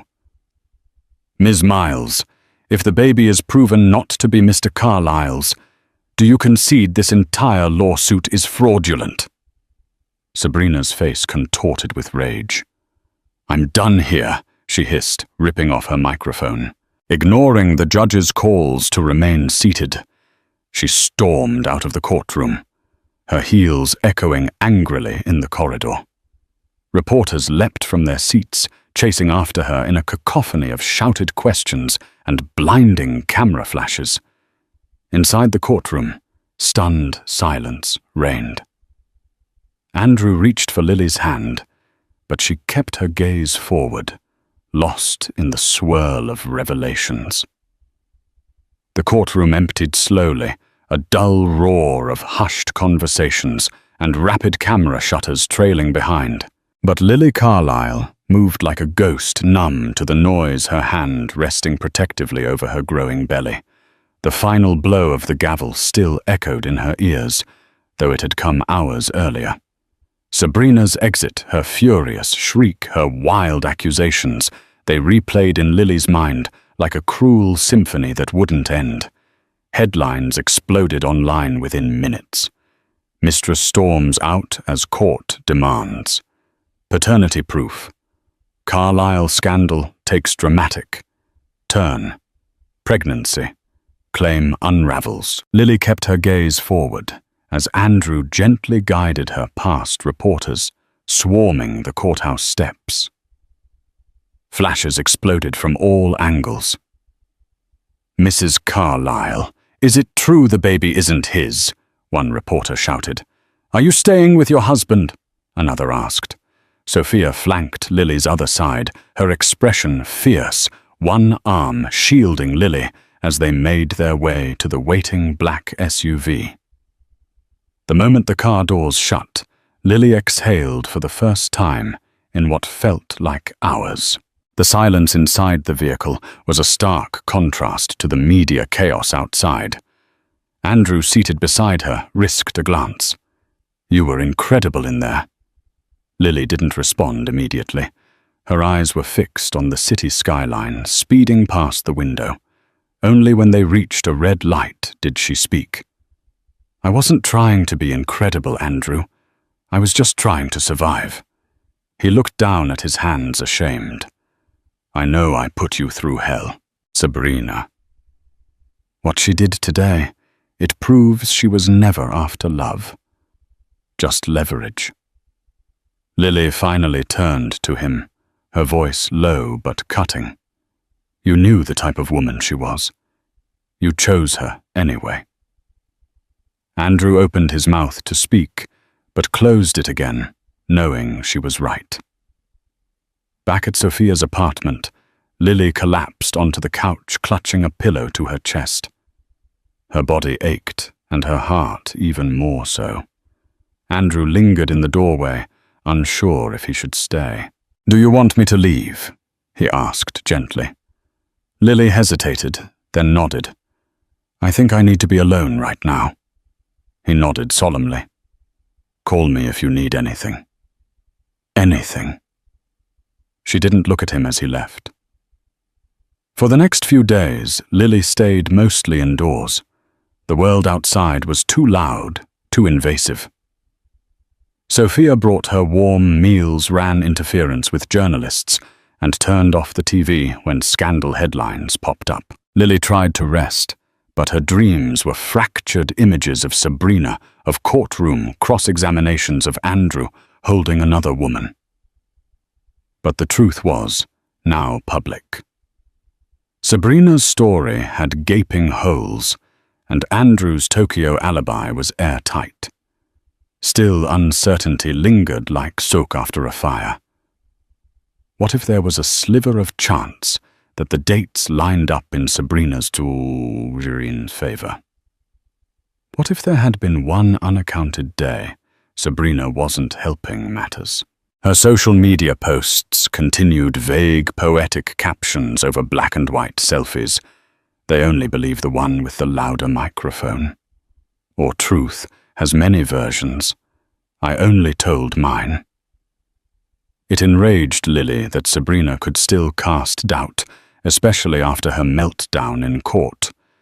But it also reminded Lily that lies had a way of outlasting the truth, especially when a scandal sold better than honesty. Eventually, Lily decided to return to the Carlisle mansion, not because she forgave Andrew, and not because she missed the opulence, but because she missed her space, her garden, her books, the nursery she had begun painting pale yellow before her world fell apart. She needed to reclaim something of her own. When she arrived, the staff greeted her with quiet respect. They seemed relieved to see her, though she noticed how they avoided eye contact when Andrew was mentioned. Andrew, true to his promise, gave her space. He moved into the guest wing and didn't press for conversation. Over quiet dinners, their words were few. She asked about the nursery wallpaper. He replied with updates on stock recovery and board meetings. Their interactions were polite, cautious. The old rhythm of their marriage was broken, replaced with something unsteady and unfamiliar. One evening, she found Andrew in the nursery, holding up a mobile shaped like stars and moons. "I wasn't sure which one you'd prefer," he said when she entered. Lily crossed the room and gently took the mobile from his hands. "This one's nice," she said softly. "It'll catch the light just right." He smiled faintly. "We'll make it beautiful. For the baby." Lily didn't respond, but she didn't walk away either. Then, just as the first fragile signs of peace emerged, a new letter arrived to court, summons this time addressed to Lily directly. The subject, paternity.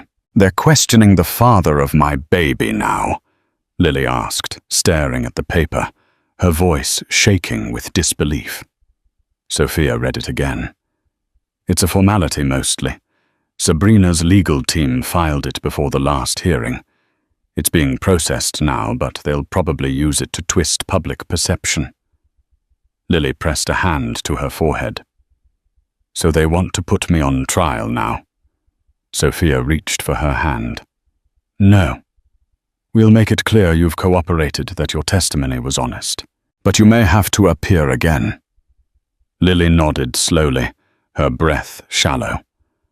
"I'm so tired, Sophia. I'm tired of proving what I already know." Across town, Andrew paced his office in silence. He had read the summons too. The thought of Lily being dragged back into court, into a pit of accusations she didn't deserve, lit a fire in him he hadn't felt in months. He picked up the phone. "James, we need to end this. I don't care what it takes. Get Sabrina to withdraw her claims. Threaten a countersuit. Freeze her assets. Leak the flight logs. I don't care. I won't let Lily go through this again." For the first time since the affair began, Andrew didn't just want to clean up the mess, he wanted to shield Lily from any further pain. He had already lost her trust, but he wouldn't let the world take away her dignity too. That night, as Lily stood in the garden watching the wind rustle the hedges, she whispered to the baby growing inside her. "You're not here yet," she murmured, "but you've already taught me what strength looks like." A war had been waged over her truth, and the next battle loomed. But she was still standing, and that, she reminded herself, mattered more than anything. The courthouse loomed once again, not as chaotic as before, but heavier with expectation.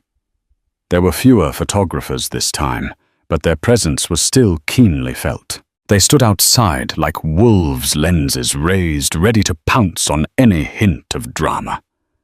Lily arrived, dressed in a soft grey coat that flowed around her like armor. Her hand instinctively rested on her belly, now more prominent. The child inside had become her constant anchor in this storm. Inside the courtroom was colder than usual, not in temperature, but in tone. The air buzzed with anticipation, yet voices were muted. No Sabrina this time. No fiery glares or smug expressions from across the aisle. Just her lawyer, Garrett Bloom, seated stiffly at the plaintiff's table with a briefcase that looked far too empty for a case that once brimmed with noise and accusation. Andrew sat beside Lily, quiet and visibly drained. The fight had taken a toll. The man who once strode through boardrooms and benefit galas like a lion now looked hollowed out, stripped of his facade. But for the first time, he wasn't faking strength. He was simply present. Judge Karen Russell entered promptly. Her expression was stern as always, but there was something beneath the surface, an undercurrent of finality. She'd seen enough scandals in her courtroom to know when the show was over. "We are here to finalize the matter of Sabrina Miles versus Andrew Carlisle," she announced. It appears Ms. Miles is absent today. Garrett Bloom stood, Your Honor. Miss Miles has experienced continued emotional distress and is unable to attend in person. We request leniency and a continuance to allow her more time. Russell raised one eyebrow.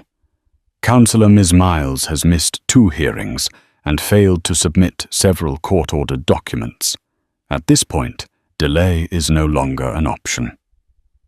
Moriarty Andrews' formidable attorney rose.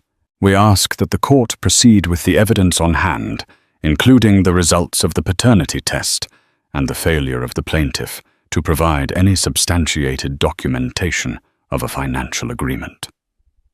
Russell gave a curt nod and reached for the white envelope that had been delivered under tight chain of custody protocol. The courtroom held its collective breath as she slit the seal and unfolded the contents. Silence. Then her voice rang clear and firm. According to the results of the court-ordered non-invasive prenatal paternity test, the probability that Andrew Carlyle is the biological father of the unborn child carried by Ms. Sabrina Miles is 0%. The words echoed like a bell tolling the end of a war. Lily exhaled, her shoulders finally sagging. Andrew's eyes closed briefly, and when they opened again, there was a shimmer of unshed tears, not of sorrow, but of release. Moriarty didn't waste a second.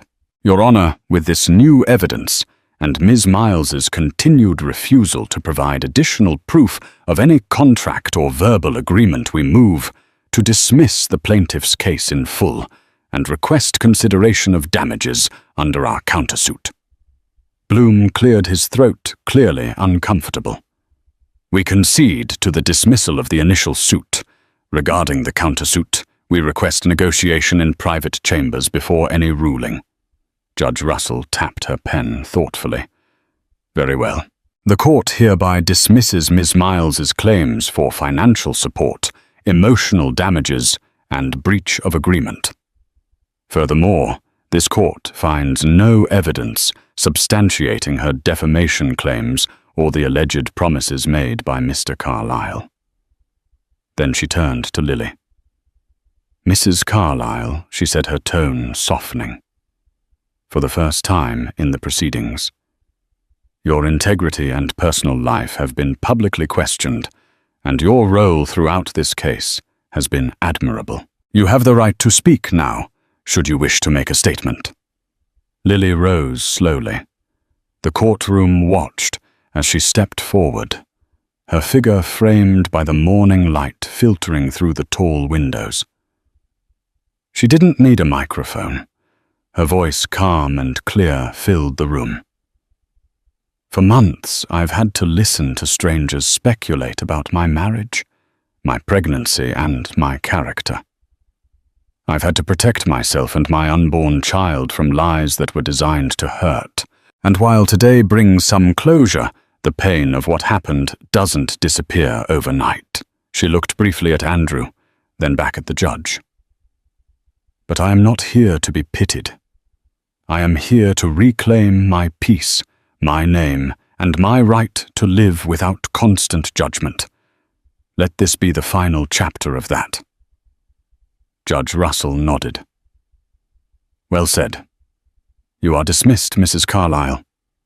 The courtroom emptied slowly, with murmurs filling the space where once silence had ruled. Bloom gathered his briefcase and exited quickly. The press waited like vultures outside, but this time security held them back.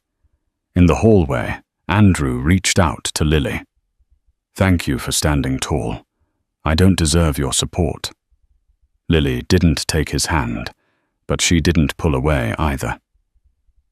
I didn't stand for you, Andrew. I stood for the truth and for our child. Don't confuse the two. He nodded, guilt etched into his features. I understand. Truly. Later that afternoon, news outlets exploded with the verdict. Paternity test clears Carlyle. Mistress vanishes Carlyle scandal ends in courtroom victory. The public opinion began to shift. Sympathy leaned toward Lily, painting her as the poised, wronged wife who had carried herself with grace. But Lily wasn't interested in redemption arcs. Back at the mansion, she stood in the nursery again, this time, with no anger in her heart, only a quiet resolve. The mobile above the crib twirled gently, catching sunlight like stars flickering in motion. Sophia joined her, leaning against the doorframe. "You did it," Sophia said softly. "No." Lily corrected. "I survived it." Downstairs, Andrew sat alone in the library. Fingers steepled, staring at a framed photo of the two of them from their college days, back when love had felt easy. Before ambition, temptation and betrayal tainted it. He didn't know if Lily would ever forgive him. He didn't know if their child would ever see him as more than the man who broke their mother's heart. But he knew the lies were done, and healing, whatever it would look like, had to begin now. The news that Sabrina Miles had lied about Andrew Carlisle's paternity and was forced to drop her lawsuit spread quickly through Westbridge. In the days that followed, Sabrina vanished from the public eye, issuing only a brief apology post on her social media before disabling her accounts. Rumor had it she left the city to start anew elsewhere. Andrew's company stock rebounded. Carlisle Innovations returned its focus to green technologies with new deals and partnerships on the horizon. Public sympathy turned toward Lily, who had been unwittingly dragged into a scandal. Many admired her grace under fire. Still, Lily struggled privately. The betrayal by Andrew and the humiliation from Sabrina's public lies had cut deep. In time, Lily decided to stay in the Carlisle mansion, primarily for the stability it offered her unborn child. She and Andrew entered counseling, a fragile bridge toward reconciliation. Some nights he would knock on her door and ask if she needed anything. Slowly they shared quiet moments, listening to the baby's heartbeat, planning a nursery. Andrew vowed to prove his loyalty not just with words, but with consistent actions. No one knew if their marriage would fully recover. But Lily found solace in small, hopeful steps forward. And as the city moved on to the next scandal, Lily prepared for the most important role of her life motherhood.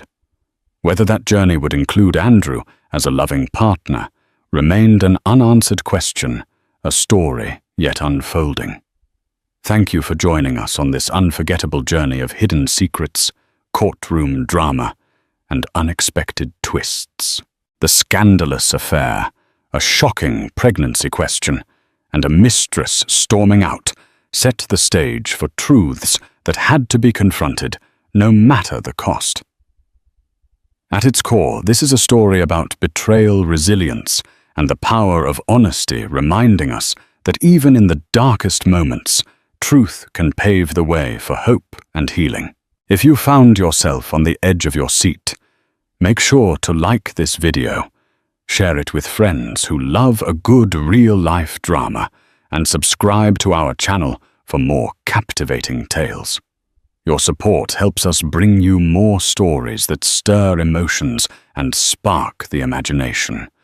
So stay tuned, because who knows what dramatic twists await in the next compelling story.